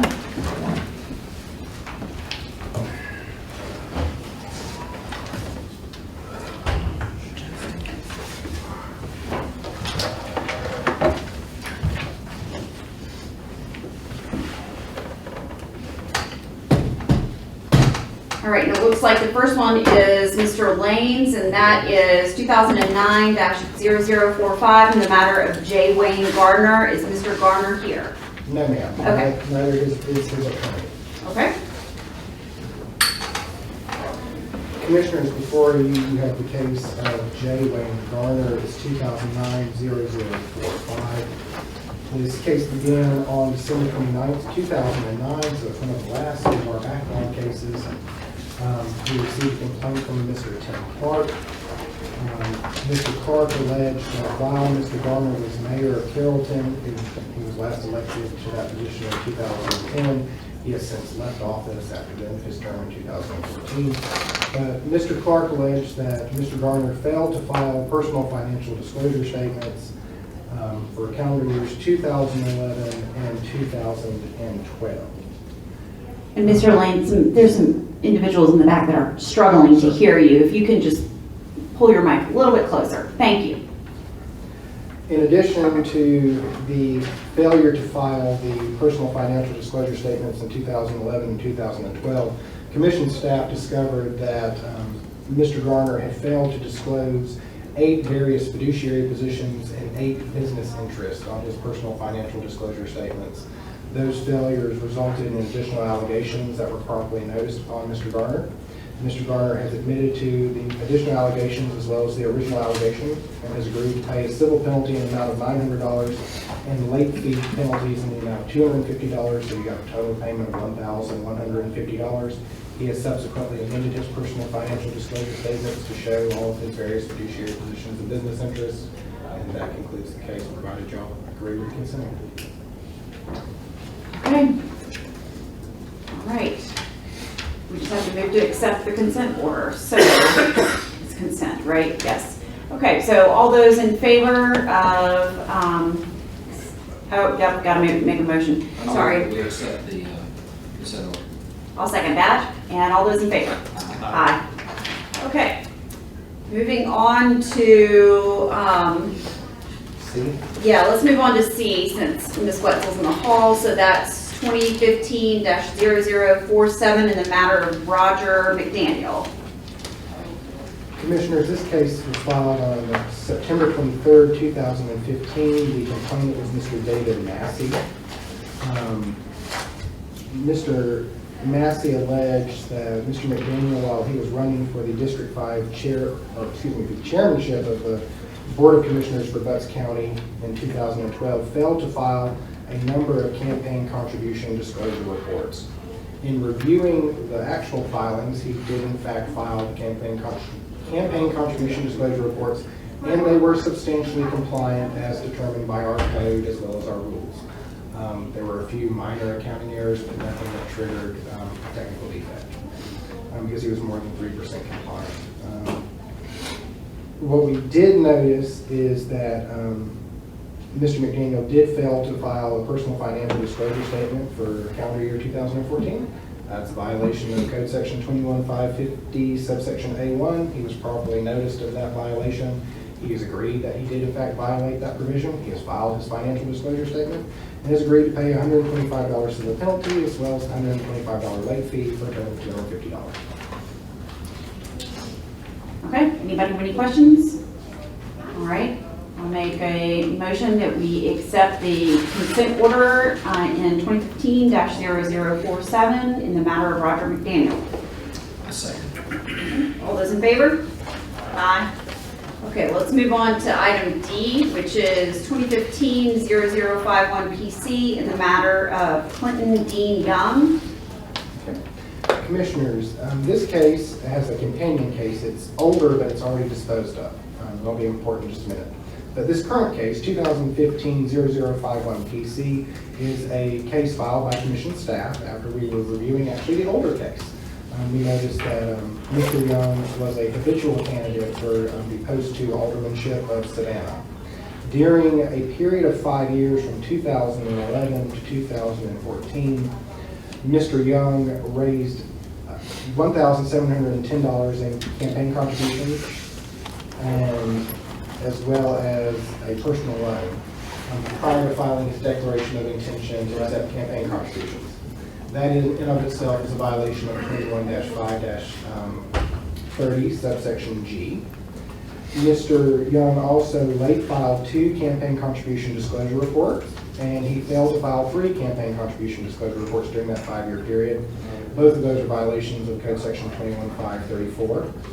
He also failed, or he late filed 1 personal financial disclosure statement, a violation of 21-5-50A1. And then to round it out, he failed to disclose $3,209 in campaign expenditures. Although those campaign expenditures, once reviewed, are allowable expenses, he just failed to note them. He has subsequently amended all of his reports and filed the missing and outstanding ones. And this is where the old case comes into play, is his old case had a much larger fine, but given administration changes, what have you, it was never collected upon, and the period of time in which to collect that judgment had lapsed.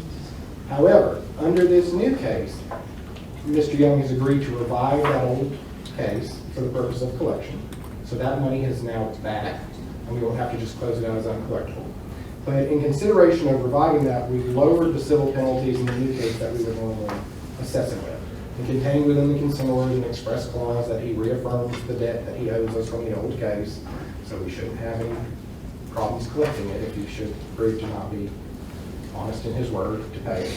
But in the new case, we're recommending a civil penalty of $625 and late fee payments of $750, because those are imposed by statute and we really can't, only you have the authority to lower them. That is our recommendation. The total amount of monies he will be paying is $2,400 over the course of the 2 cases. Okay, so. Oh, I'm sorry. This is also the gentleman I spoke to y'all about whose wife passed away, and he is a single parent with a special needs child. So there is a payment plan contained within his case, which makes the payments much more reasonable for him to do given his particular circumstances. All right, and he is not here? No, ma'am. Okay. He's in Savannah and Didn't feel like it was necessary to make the trip, Yes, I ma'am. understand. Okay, so I will, anybody have any questions before I make a motion? Okay, I move that we accept the consent order in 2015-0051 PC in the matter of Clinton Dean Young. A second. Okay, all those in favor? Aye. Okay, let's go ahead and move on to E. That's in the matter of Neil Craig Pruitt, 2010-0053. Mr. Lane?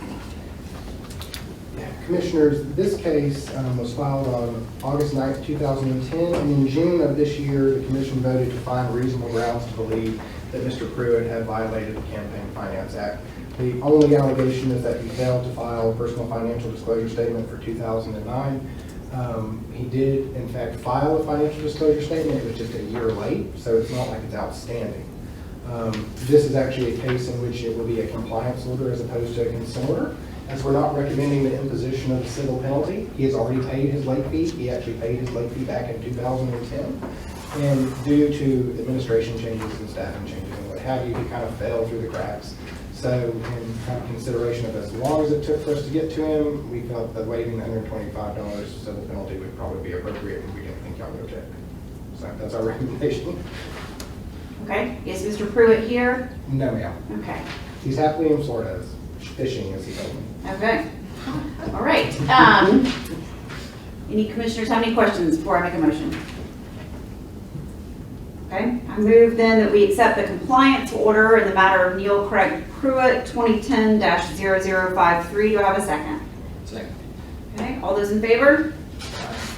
Okay, then it doesn't look like Ms. Wetzel's back yet, so then let's move to H, which is 2014-0041 in the matter of Clyde A. Taylor. Commissioners, in this case, the case was filed on July 12th, 2014 by Ms. Joanne Cook. Ms. Cook alleged that Mr. Taylor had accepted anonymous contributions in the amount of $750. We additionally noticed that, and this is by separate allegation, that Mr. Taylor had failed to disclose his real estate interest in Glenn County. In looking at the case, the complaint was valid on its face because contained in his campaign contribution disclosure reports, he had a section that said anonymous contribution, $750. And we reached out to him and said, can you explain these? He immediately filed an amendment and they disappeared, as if they never existed. And we explained to him that wasn't sufficient. Nice try. We actually had about a year of argument until he finally decided to hire an attorney who happened to be Miss Hillary Stringfellow. She helped him understand my legalese and realized that I just needed the information of where the money come from. And he was able to provide us what actually they were is an aggregation of about 30 checks of less than $100, varying amounts. So we were able to see that they're not really anonymous, you just need to put it under less than $100 column. So he was fine, with the exception that he did not disclose his real estate interest. He has subsequently done so. We're recommending a civil penalty of $75, and he's very happy to pay that. Okay. All right, any questions before I make a motion? Okay. All right, then I move that we accept the consent order in the matter of Clyde A. Taylor, case number 2014-0041. Do I have a second? Second. Okay, all those in favor? Aye. Okay, all right, Mr. Lane, while you're still sitting there, I understand that in the matter of Eric Thomas Wood has been moved to a consent order, is that correct? It has. Okay. We've received a facsimile copy of it, so there won't be a physical order for you to sign today, but we'll get it to you as soon as it comes in if it's approved. Okay. So just get that out. All right, and it's in your packet, Commissioners, behind your agenda. You want to take a look at it? In this case, which is the 2017 case, it was filed on March 7th, 2017 by Mr. Matt Mason. Mr. Wood was running for the Union County Sheriff in the 2016 general election cycle. And pursuant to the allegations, it was alleged that he raised $6,750 and loaned himself $2,600 prior to the filing of his declaration of intention to accept campaign contributions, which is a violation of 21-530 subsection G. And additionally, we noticed that he failed to file 3 CCDRs and he filed 1 CCDR late. All 4 of those are violations of 21-534 C2A. It is our recommendation,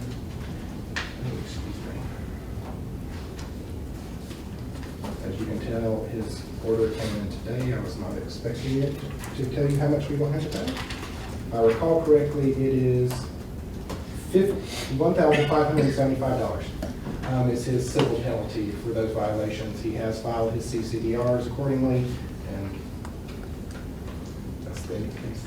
Okay, any questions before I make a motion? All right, I move that we accept the consent order in the matter of Eric Thomas Wood, case number 2017-0003. Okay, all those in favor? Okay, so now that moves us back to Ms. Wetzel. I'm sorry? Yes.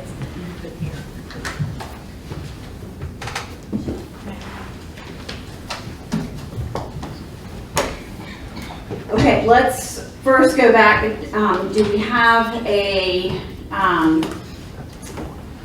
Mr. Garrett's matter, do we have a resolution? Yes, he has agreed to pay $200 total, so that's $125 late fee and $75 civil penalty. And to give him a little bit of time to, I'll prepare the consent order for his signature, send it to him, and then I'll present it at the December meeting. Okay. That works for you. So then I think the appropriate thing to do then is, from a procedural standpoint, we need to make a motion to probably, should we table it? Or, okay, I think we should table it. So I'll move that we table Mr. Garrett's matter, which is 2013-0053, to the December agenda, with the understanding that a consent order is forthcoming. And that'll ensure that he gets a signed consent order to me by that time too. Correct. Correct. Okay, so that's my motion. I need a second. Okay, all those in favor? Okay, all right, so that moves us then, Ms. Wetzel, to item number 7B in the matter of, we'll just say in the matter of Mr. Douglas or Mr. Jolladine. Keith Douglas. Okay, and Mr. or Mrs. Douglas? Mr. Okay. As somebody who has children who have gender neutral names, I always want to double check. All right, so that's going to be case number 2016-0052 and 2017-0192. All right, Ms. Wetzel. Commissioners, these are two cases brought before you based upon complaints by David Massey of Butts County. He's the Butts County Ethics Watchdog, and he watches all Butts County filings very closely. And I believe in the short future, we will have several other cases from Butts County from Mr. Massey. It just so happened that while I was resolving case number 2016, that we received another complaint against Mr. Douglas, and we just decided to go ahead and combine them and resolve them all at the same time. So that the violations alleged and admitted to in these cases are that Mr. Douglas filed 3 personal financial disclosure statements, failed to file them, one in 2015, one in 2016, and one in 2017. This is not his first case before the commission. Mr. Massey actually filed another complaint against him in 2014 for similar violations. I think Mr. Douglas is under the impression that he doesn't need to remember when to file them, that someone will remind him, and that has not occurred for him because he files locally. In light of the fact that this is his second case before us, the civil penalties are a little bit higher than what we would normally do for failing to file personal financial disclosure statements. He has agreed to pay $1,000 in civil penalties and $375 in late fees. He's asked for a payment plan of $200 a month until the balance is taken care of. He has already filed the PFDSs that were missing. And I would ask that you would approve this consent order for these 2 cases. Any questions from any commissioners? Okay, then I will move that we approve the consent order in matters 2016-0052 and 2017-0192 in the matters of Jalodin, Keith, Douglas. Second. Okay, all those in favor? Aye. Okay, that moves us to matter 2016-0004, that's item F, in the matter of James S. Wilson.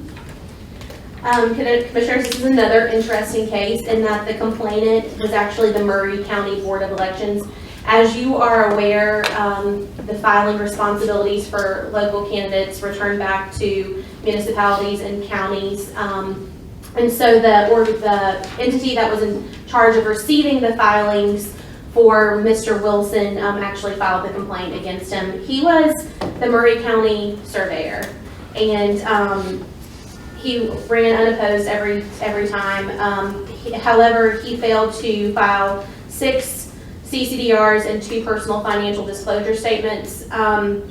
One thing that is interesting in this case is that Murray County repeatedly reminded him and asked him multiple times to file the documents, and even went so far as to send him notice of late fees with the escalation schedule, because at that time the Attorney General's opinion hadn't been returned yet as far as who is responsible for collecting late fees. So they went through the whole process. They expended money, energy, and I think basically what they said is that he told them, I don't care.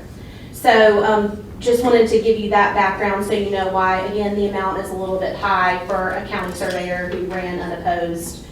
So his civil penalty, he has agreed to pay a civil penalty of $1,000, and he's also agreed to pay $1,000 in late fees, and he has agreed to do this. He asked for a payment plan, and he will be paying $250 installments each month.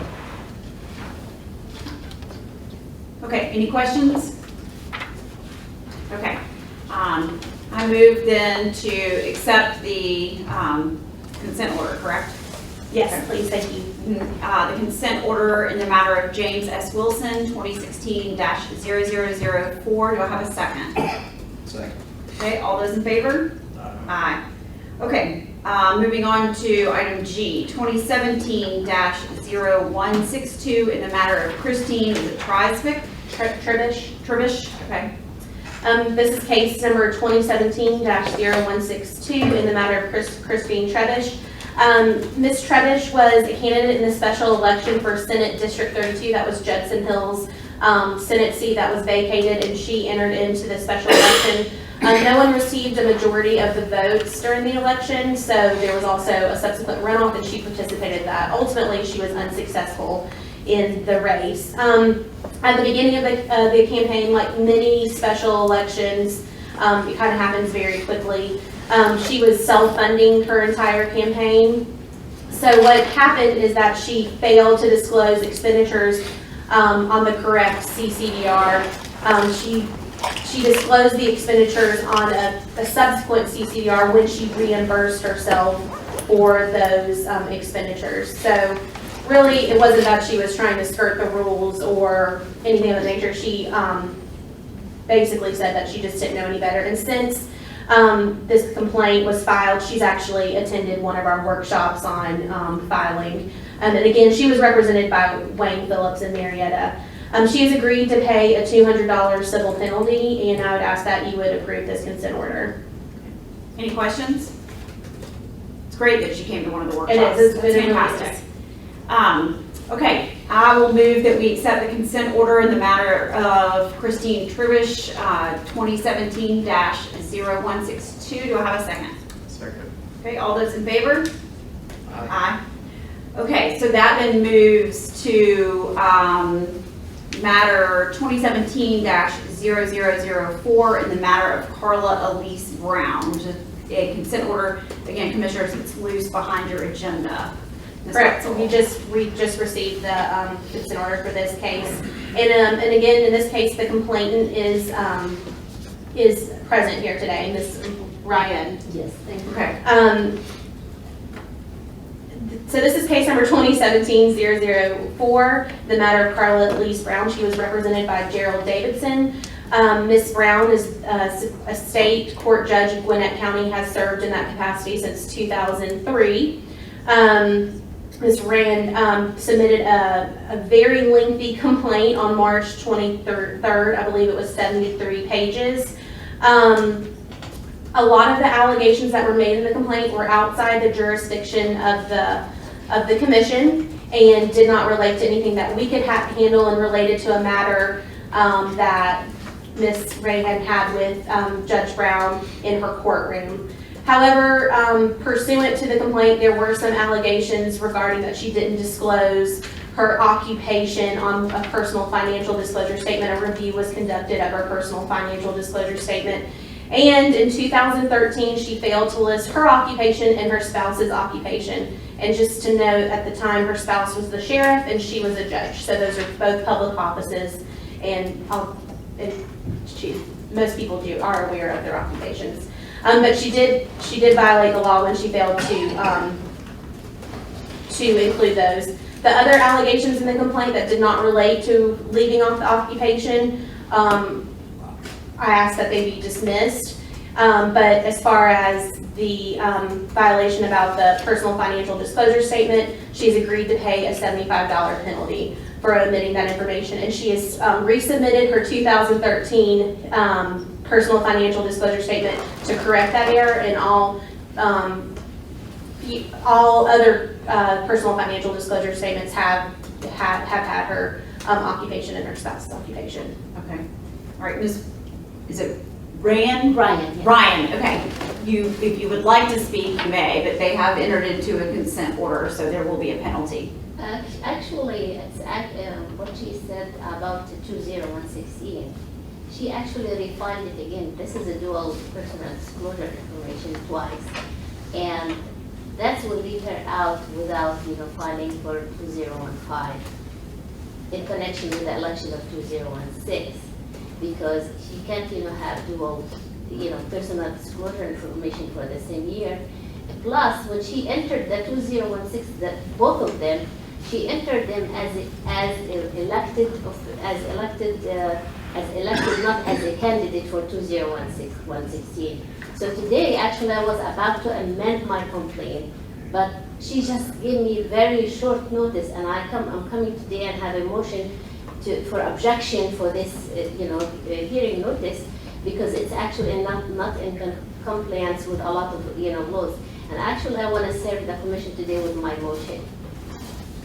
Okay, if you have that, Yeah. we'll take it.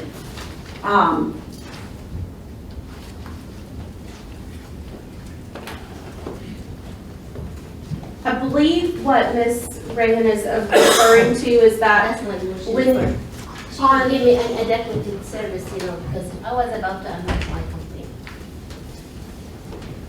well, generally, we don't allow complainants to amend their complaint. Usually they file a new. It's allowable, under the rules of the commission, it's allowable if there is a discovery of a new evidentiary for, correct, for more than violation. Do you mind coming up to the podium, so we're having a hard time hearing you? So on a personal financial disclosure statement, there's 2 years that you put in. You put one, the year that the PFDS covers. And sometimes that's confusing, especially if you're filling it in by hand or typing it in. Whereas if you're filing with the commission, that auto-populates. She's a local filer. So that's not even, it's more like a technical error that she may have put 2016 for the one that she filed in 2016, where it should have said 2015. And again, even though she was filing it during a year of election, she was a sitting public official. And I believe that might be what she may be alluding to. Okay.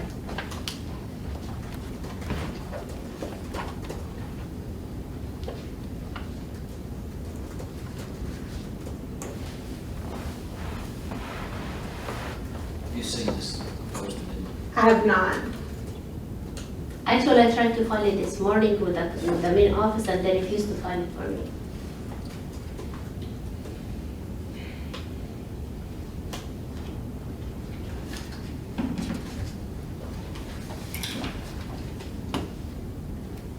Is there any procedural deadlines, requirements for amendments?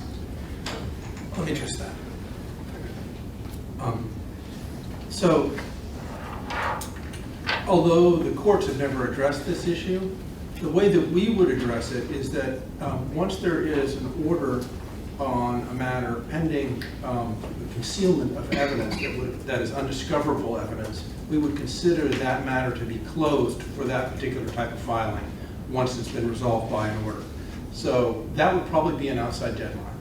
I hate to table, or even suggest tabling of another thing, but I haven't seen the amendment. I have no idea what this is. We do have a proposed consent order. It might not affect it at all. It's actually under your rule. Let me read your rule. It's a rule 189-2-3, and also actually under the, you have to apply the Administrative Act rules, and actually at that one, if you find a new evidentiary for additional, additional violation, you have to allow the complainant to amend their complaint. And I was about to amend my complaint today because there is a lot of violations during, their investigation. Actually, if you're not gonna take this judge out of the public office, I will have the United States of America Supreme Court take her out and her husband.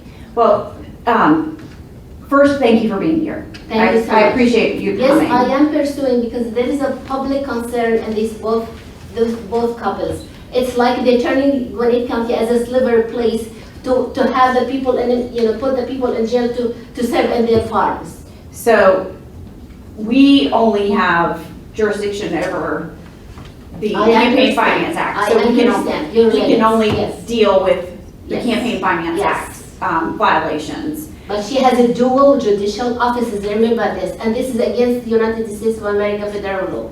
So we have to deal with what's in front of us today. And what's in front of us today, okay, you're gonna have to let me finish, really. I'm sorry. That's okay. Yes, thank you. Is this consent order that Ms. Brown has signed. Now, my question from a procedural standpoint is if we go ahead and approve the consent order, then Ms. Ryan could file a new complaint, correct? Yes. And so.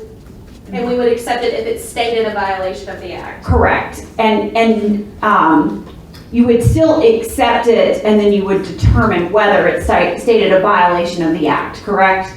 Yeah. Actually, there are specific requirements in our regulations about accepting complaints. If complaints on their face do not allege a violation of the act, et cetera, Correct. not notarized, we do not accept the complaint. And of course, if it's a technical defect that's alleged, only technical defect, then strictly speaking, we're not filing that complaint. Rather, we're submitting it to the respondent to correct the technical defect, which they have 30 days to do. So even in that instance, proper complaint but technical defect, it's not going to be filed as such. Okay. Can I ask a question? Were you a police officer? Were you have any relation with the sheriff of Waiver County? No, I do not. Okay, so I think because we have the consent order in front of us and we have to make a decision on this consent order, do any of the other commissioners have any questions?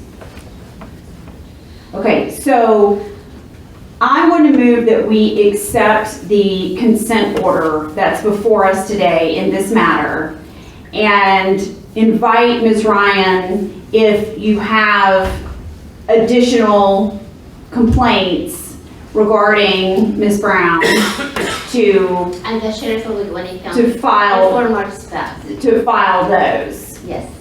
separately so that we can close this matter and open a new matter if it complies with all of the requirements of our Campaign Finance Act. Okay, so that's my motion, that we accept the consent order in the matter of Carla Elise Brown, case number 2017-0004. Do I have a second? A second. Okay, all those in favor? Aye. Okay. The consent order is accepted. Thank you, Ms. Ryan, for May I have coming. a copy of it, please? Yes, we will And could you definitely. please note that you received my objection motion for the lack of service for today? Yes. Thank you. Mhm. Thank you so much. Okay, that moves us then to the matter of 2016-0022 in the matter of Osborne Nesbitt Sr., and that is Ms. Wetzel. I'm sorry. It's okay? I'm going to request today that that matter be continued. Mr. Thomas is actually, who appeared earlier today in the Stacey Calverman matter, is actually counsel for that case, and he asked for a little more time to prepare due to commitments today and also because of some family issues he's had. Additionally, the complainant in the case asked for some time to submit some additional information. Okay. All right. Any commissioners have any questions? Okay, then I'll move that we table item 2016-0022 in the matter of Osborne Nesbitt Sr. to our December agenda. Do I have a second? I second. Okay, all those in favor? Aye. Okay, so it is about 10 till 1, or actually 8 till 1. So I know that we all want to move this along, but I do think that I know that I would like to get a little bit of sustenance. That only takes me about 5 minutes, but I know it doesn't take everybody 5 minutes to eat. So why don't we take a 15-minute lunch break, be back here at, let's say 1:15, just to make it easy on everybody, and we'll start back with item number 8 at that time. Okay, so we're adjourned until 1:15. Let's go ahead and get started. Item number 8, for the time purposes, it's 1:18. Nice job, everybody. We're only 3 minutes behind our, what I said. Oh, good, it's not your fault. Okay, item number 8 on the agenda, which is a proposed new rule, 189-7-.03, notice of late filings and outstanding late fees by local filing entries. And let me get to that in my binder. I believe that that's Mr. Ritter who's taking this up. Is that correct? Yes, ma'am. Okay. All right. Mr. Ritter, you can go ahead, and I know that we have other people here who may want to speak as well too on this. So. Thank you. And If it suits you, Madam Chair, I'm going to speak from the table rather than the podium. That's fine, let me turn the table mic on then. Okay. Okay, Mom, I've got everything in the rest of the agenda, so I'll just cover it from here. Okay. First, regarding the proposed regulation 189-7-.03, which would require, if adopted, local filing officers to send us on a monthly basis reports as to who is late, that is, who is not filed with them. We took this up at the last meeting after it was duly noticed and so forth and discussed it at length. We discussed its legality, we discussed its need, we discussed how it would work, we discussed flexibility in terms of what we'd like to see done and so forth.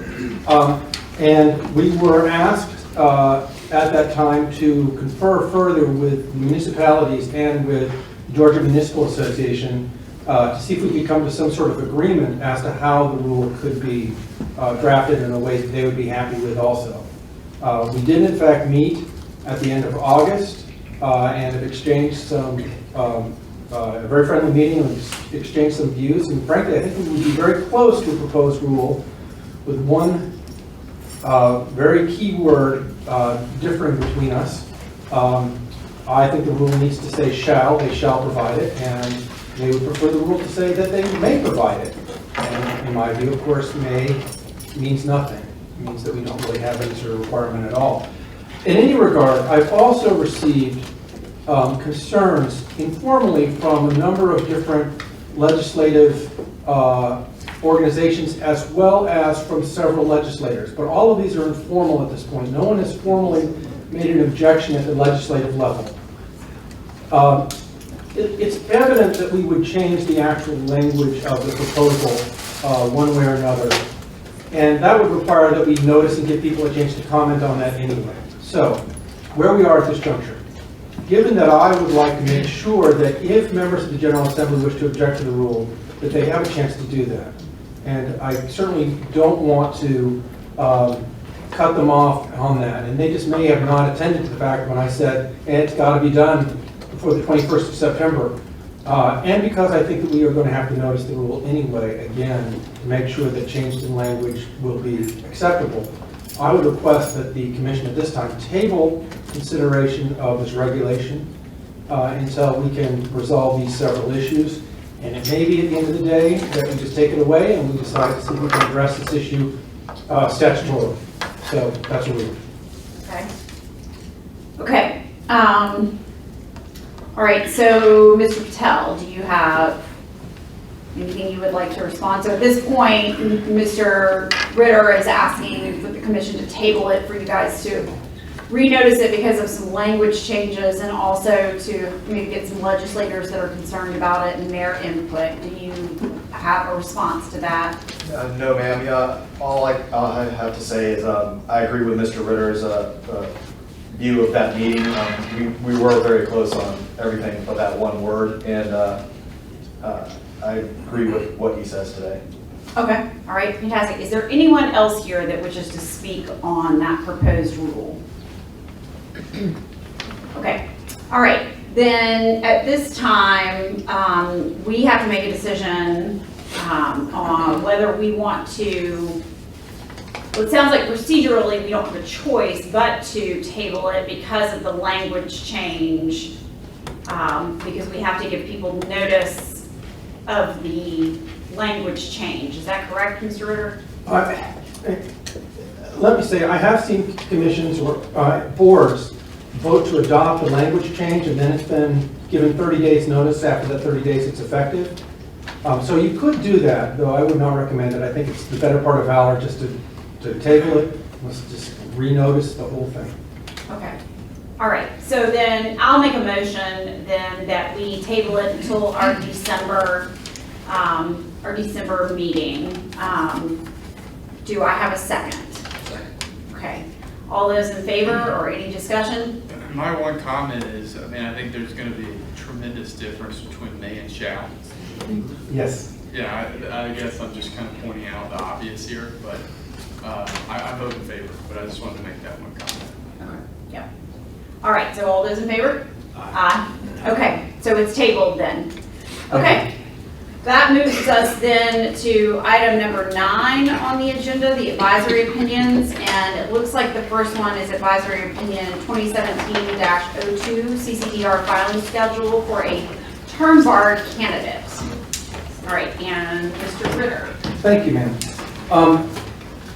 Madam Chair, we frequently get questions on this particular issue.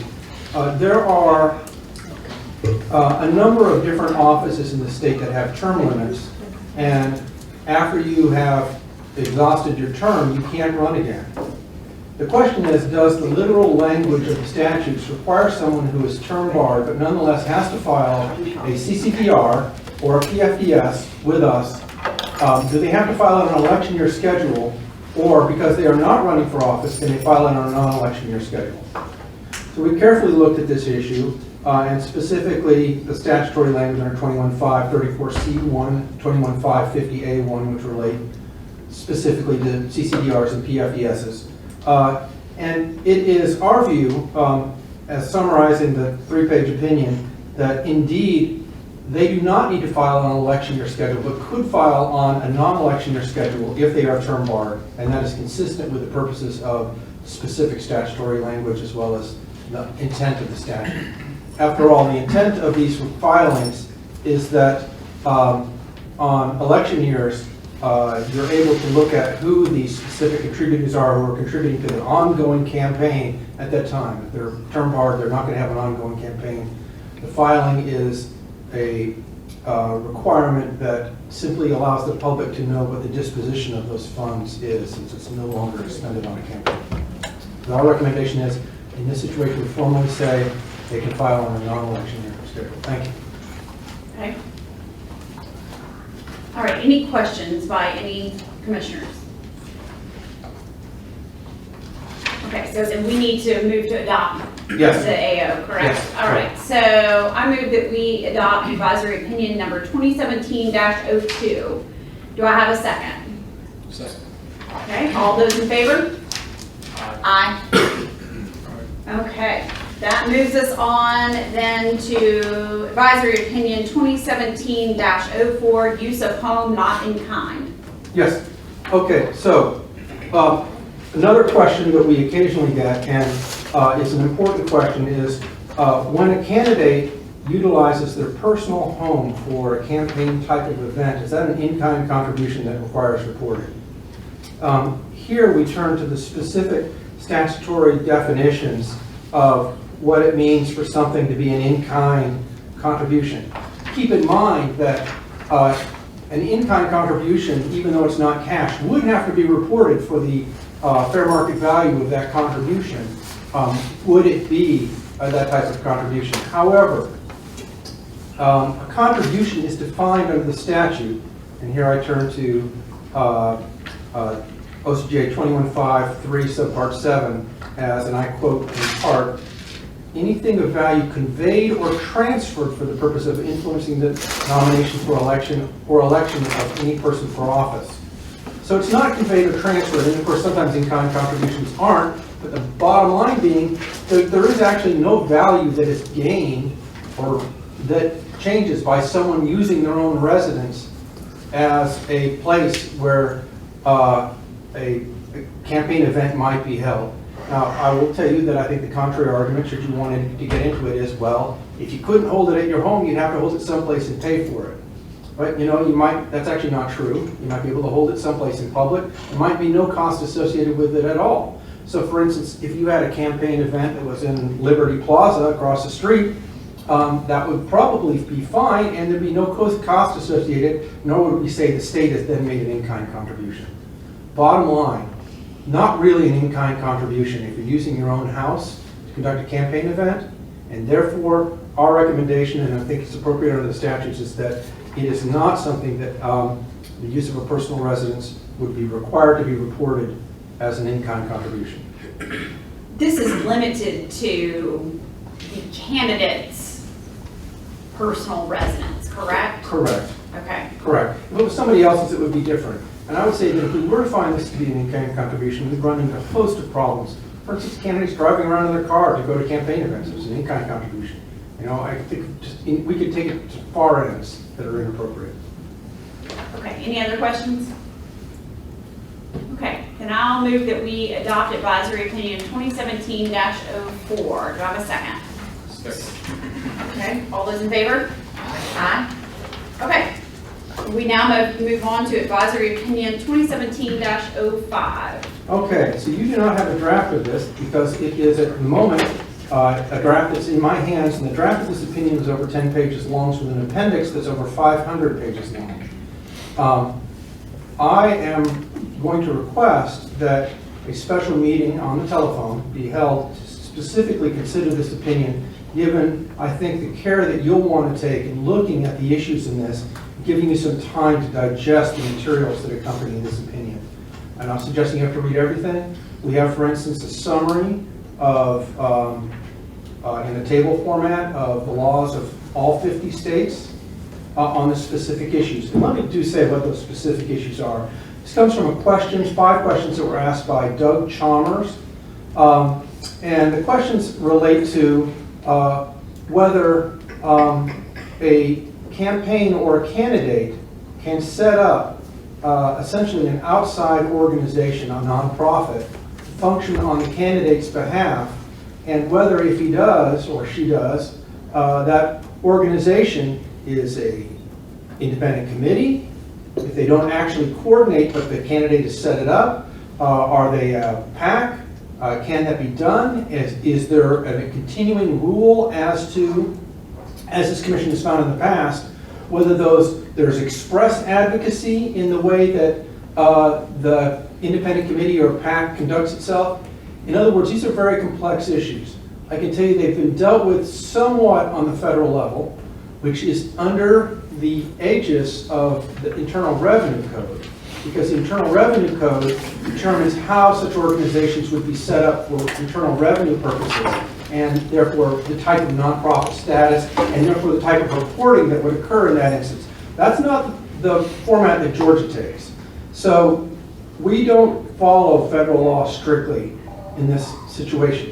In addition, there have been a changing sort of landscape over the last, I'm going to say 10 years to give you the broader perspective, from the U.S. Supreme Court as to the exact scope of what in fact constitutes regulable, that is conduct that can be regulated by states in this situation and what's not. Because of that, and without going into the details, it's a complex issue, I would request that you move and decide on a special meeting to address this. I would like to request that it be done as soon as possible. We will have drafts in your hands of all the materials by the end of next week.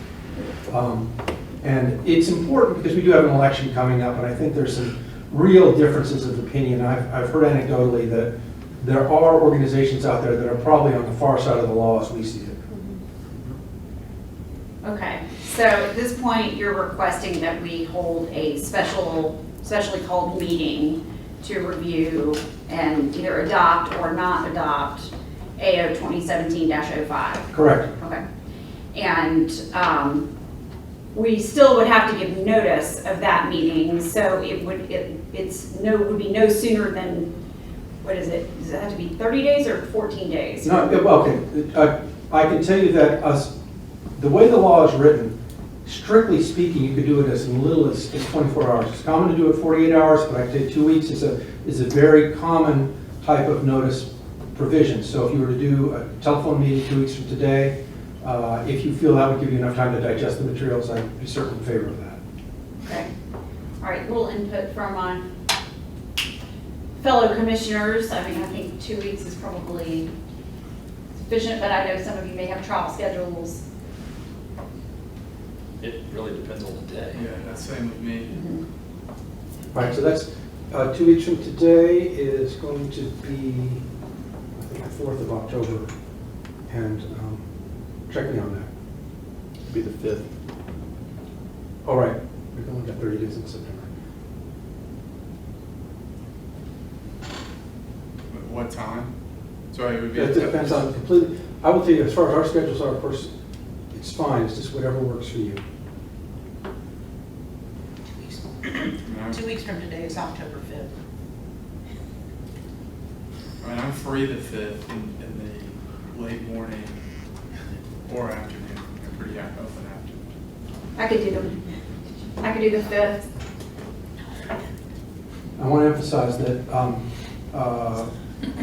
for Commissioner Cranbull and Commissioner Kathy, that this is a telephonic meeting. You're free to call in. You do not have to be here and present. I'll definitely be calling in. We can also Skype it if you prefer, but calling is fine.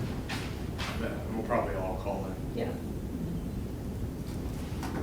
How about you, Dennis? Does that work for you? Okay. It looks like it's okay. Okay. The calendar's not perfectly maintained. It's All got to be right. as good as mine. Right. Okay, so then I'm going to make a motion that we table advisory opinion 2017-05 from today's agenda to a specially called telephonic meeting of the commission in the mid-morning of Thursday, October 5th, 2017. Second. Okay, all those in favor? Aye. Okay. All right, so. Madam Chair, we will notice that meeting for 10 a.m. Is that suitable for you, or do you have a different, you want to look at your schedule and let us know the time? That works for me. What about the other commissioners? That's fine. Okay. Just email us the call-in instructions. Of course. Thank you, sir. All right, hang on one second while we all put it into our calendars.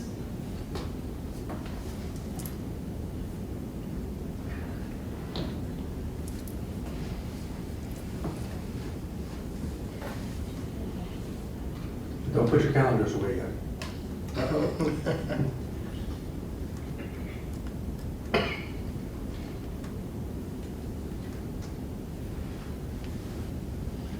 Okay. Everybody have it in? All right, fantastic. All right. Sounds like a teacher.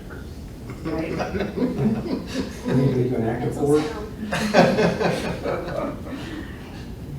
I just play one every day after 3 o'clock, right? Okay, all right.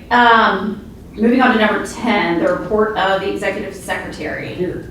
Okay, there you are, Mr. Ritter. Thank you. Well, you've got your calendars out. Let me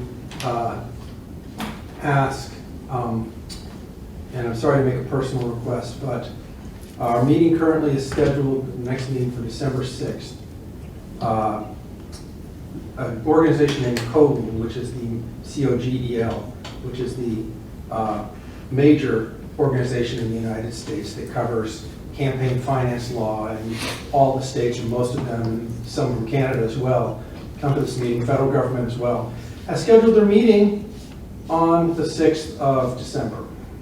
It's the national conference. So if we do not have a meeting that day, then I would be there. If we do have a meeting, I will be here. I would request that we consider moving that meeting a week so that I can be here. In fact, I could even be here on Friday the 7th or any time after that. A few days before that, I think, are a problem for us.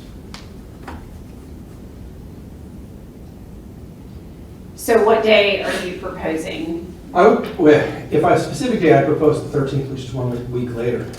But I can tell you any day between 7th of December through the 13th or 14th is fine, Okay. as far as I'm concerned. So I'm open on the 13th of December. What about the other commissioners? Good. Yeah, it works for me. That's a Wednesday. That's correct. Wonderful Wednesday. That's fine. Okay. Thank you very much for your consideration on that. Okay, so let's go ahead and make sure that that's noticed appropriately and Of course. That the calendar invite goes out to everyone. And that's December 13th, right? That is correct, Wednesday, December 13th. Most of us are putting it in our calendars now.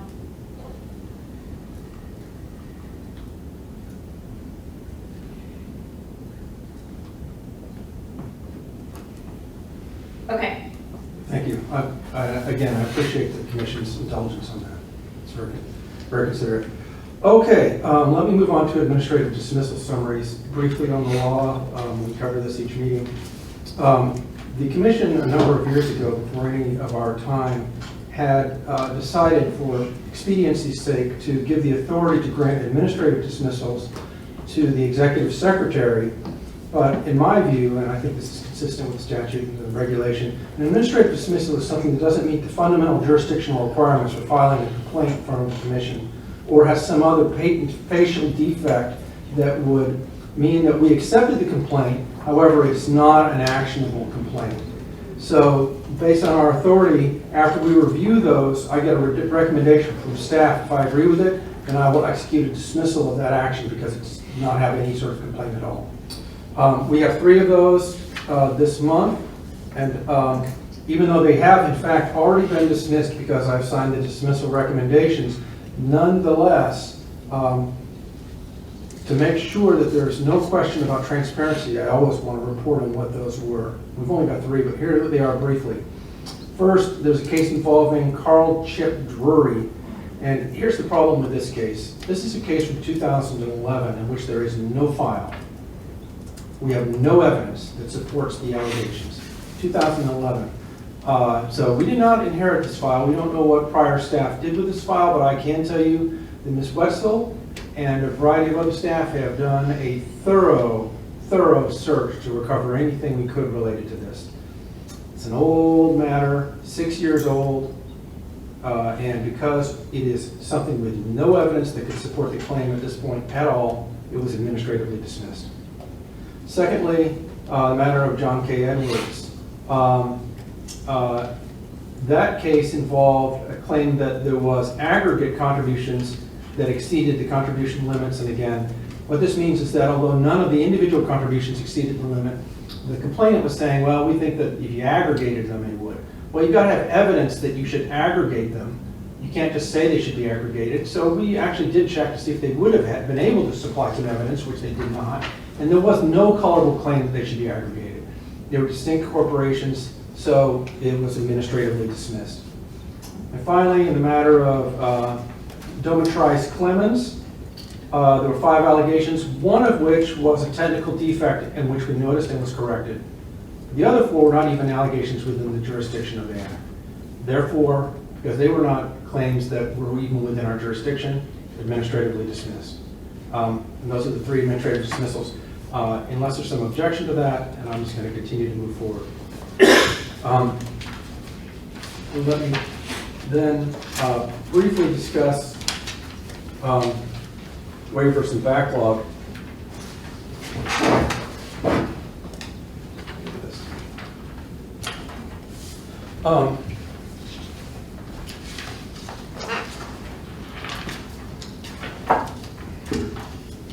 Every meeting, to make sure that you know what's going on at the commission level, we'll give you a summary of where we are in terms of hardship waivers and also the so-called backlog.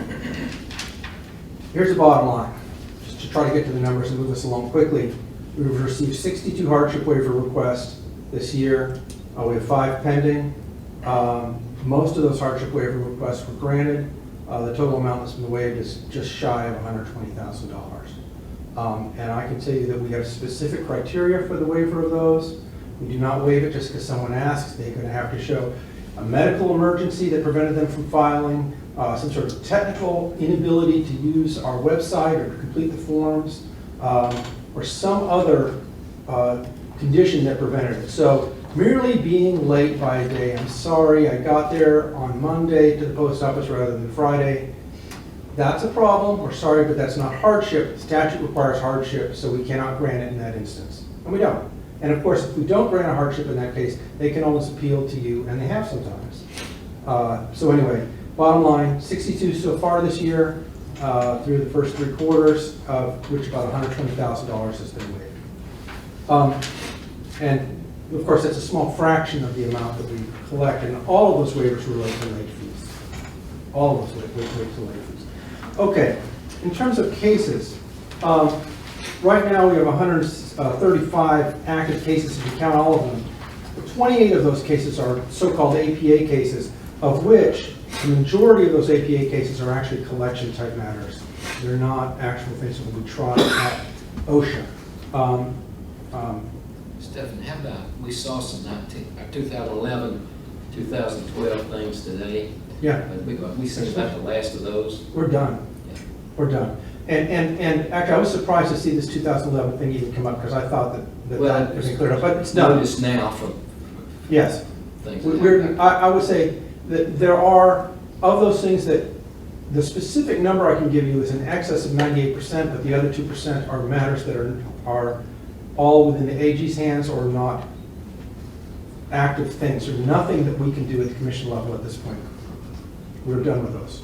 And I'm glad that we are. We're moving on to other things, and I will tell you that our next step, having completed those, is to start improving, and I think that we've, in no way criticizing staff, but improving our sort of audit practices, techniques, and approach. We're not just looking for cases, but I think this is part of our fundamental responsibility to conduct fair and appropriate audits. And there are two different types of audits that we might conduct, just so that you know. One is just a random audit where we pick someone out of a hat, so to speak, maybe generating their number by computer, and we go and audit them. Generally, those prove to be fruitless, and there's a host of reasons for that, but that's the first kind. The other kind is something that falls into a criteria of something that we would routinely audit, because that's something of great public concern or where errors would occur. And we're looking at that right now. We've already got a practice in place, but we're looking at refining that.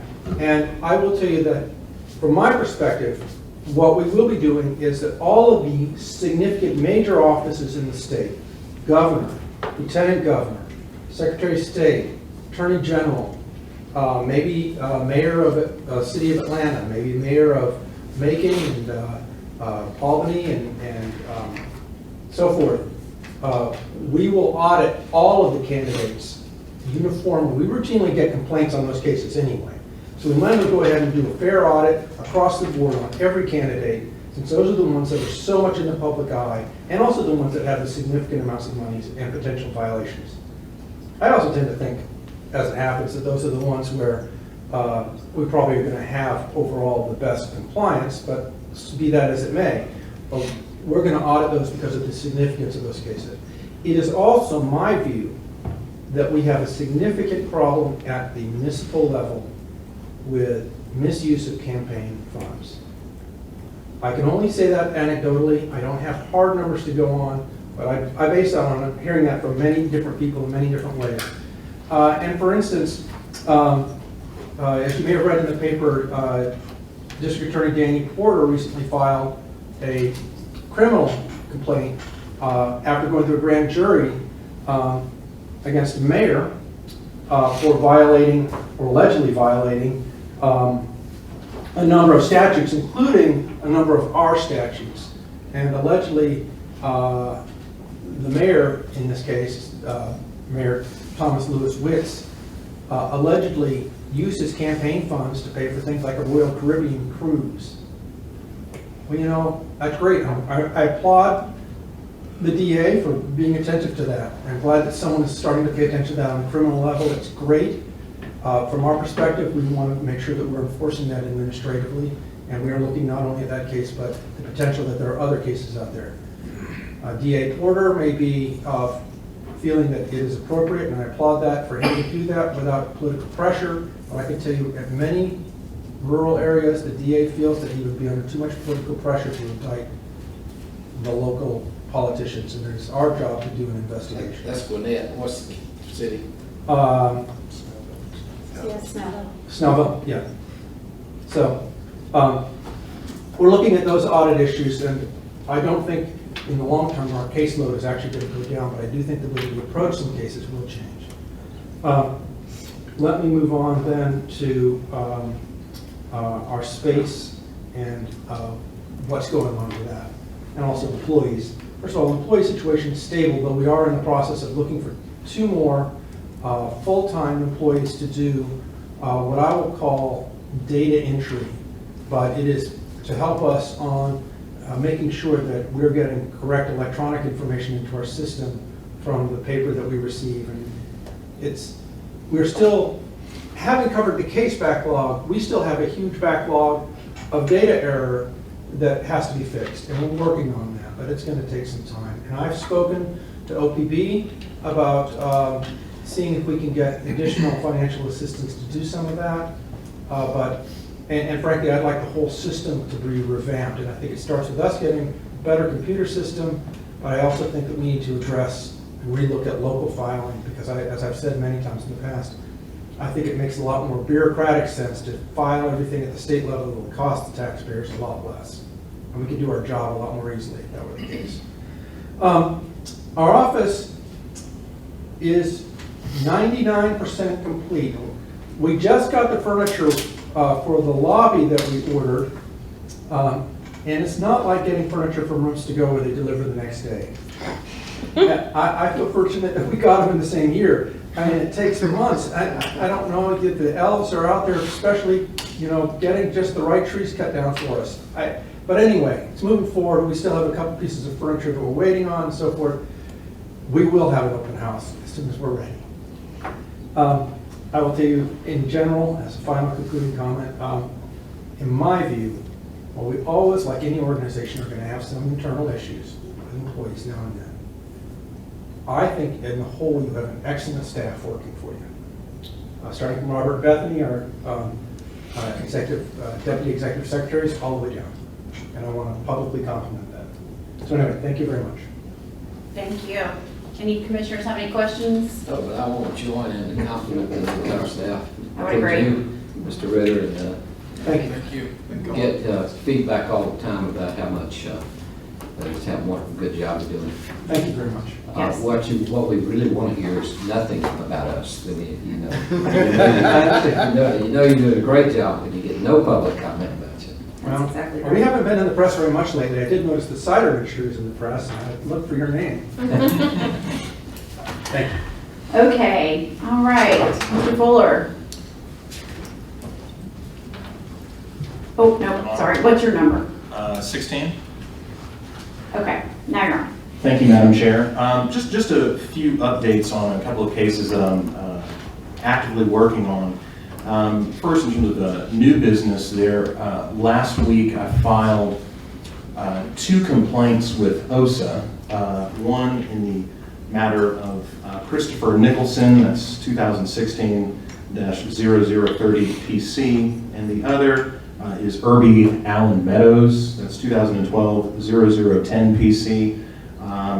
Mr. Nicholson, just by way of quick refreshment, ran a campaign for judge out in the Augusta Judicial Circuit, had various registration and reporting violations. Any attempt to resolve that matter short of filing that complaint has failed. I've tried several times speaking with him, but be that as it may, Mr. Meadows was a lobbyist back in the 2011-2012 years, failed to pay registration fees, also was unable to resolve that matter. So they will go forward with an evidentiary hearing, assuming there's no default if they don't respond to the complaint. And I will say that while those are cases that are low-hanging fruit, again, those are opportunities for us to further flesh out the procedural aspect of moving litigation forward through OSA and then possibly bringing it back before the board for final agency review. The next matter, I guess, in terms of old business, the Carolyn Cosby matter is currently in Fulton County Superior Court on petition for judicial review. I believe the board has been provided with my response to the complaint, and it's currently in front of Judge Whitaker. It hasn't been set for a hearing date, but once it is, I'll keep the commission posted on that. And then lastly is the Oxendine matter. There is currently a motion to quash a subpoena that has been filed both on behalf of the campaign, but also on behalf of Mr. Oxendine's law firm. Those have been set before 2 different judges, the law firm with Judge Downs, and then the campaign in front of Judge Adams. Both are raising similar but separate issues, and they will also get responses in due time. But one of the things that I wanted to circle back on quickly regarding that case is one of the issues that is going to be dealt with is the authority of the commission staff to issue subpoenas. One of the points that has been raised, and I'm not going to advocate one way or the other, but just to bring it to the attention, is that the board has to make a finding of reasonable grounds before a subpoena gets issued by the staff to seek information. In reading the law, I think that provides a circular problem in the sense that if you need reasonable grounds to issue a subpoena, then you have to have evidence before you to even make reasonable ground decision. But if the subpoena is not issued to gather evidence, then the staff cannot present any information to the board to make that reasonable grounds finding. So that's an issue that's going to be litigated, and I'm hopeful that the outcome will further clarify the authority of the staff to issue subpoenas to gather information for this board to make those decisions. Because admittedly, some of the phone calls and emails that I've been participant of with folks have just flat out said, well, I don't believe I've done nothing wrong, so I'm not going to comply with the subpoena, and that's incorrect. So we're trying to, from our standpoint, in enforcing the law and the Commission's authority, we're trying to hopefully get some favorable decisions that will further clarify the authority going forward, so we can better adjudicate and process cases on the Commission's behalf. Those are my updates. So thank you very much, Madam Chair. Thank you, Mr. Fuller. Appreciate all that you're doing as well, too. Okay, so at this time, we have public comments. Can't see behind the polls, so I'm not sure if there's anyone left. No? Okay, so then I'm going to move that we adjourn until our specially set October 5th telephonic meeting to take up that 1AO opinion. Thank you. Okay, do I have a second? Second. Okay, all those in favor? Aye. Okay, thank you, everyone.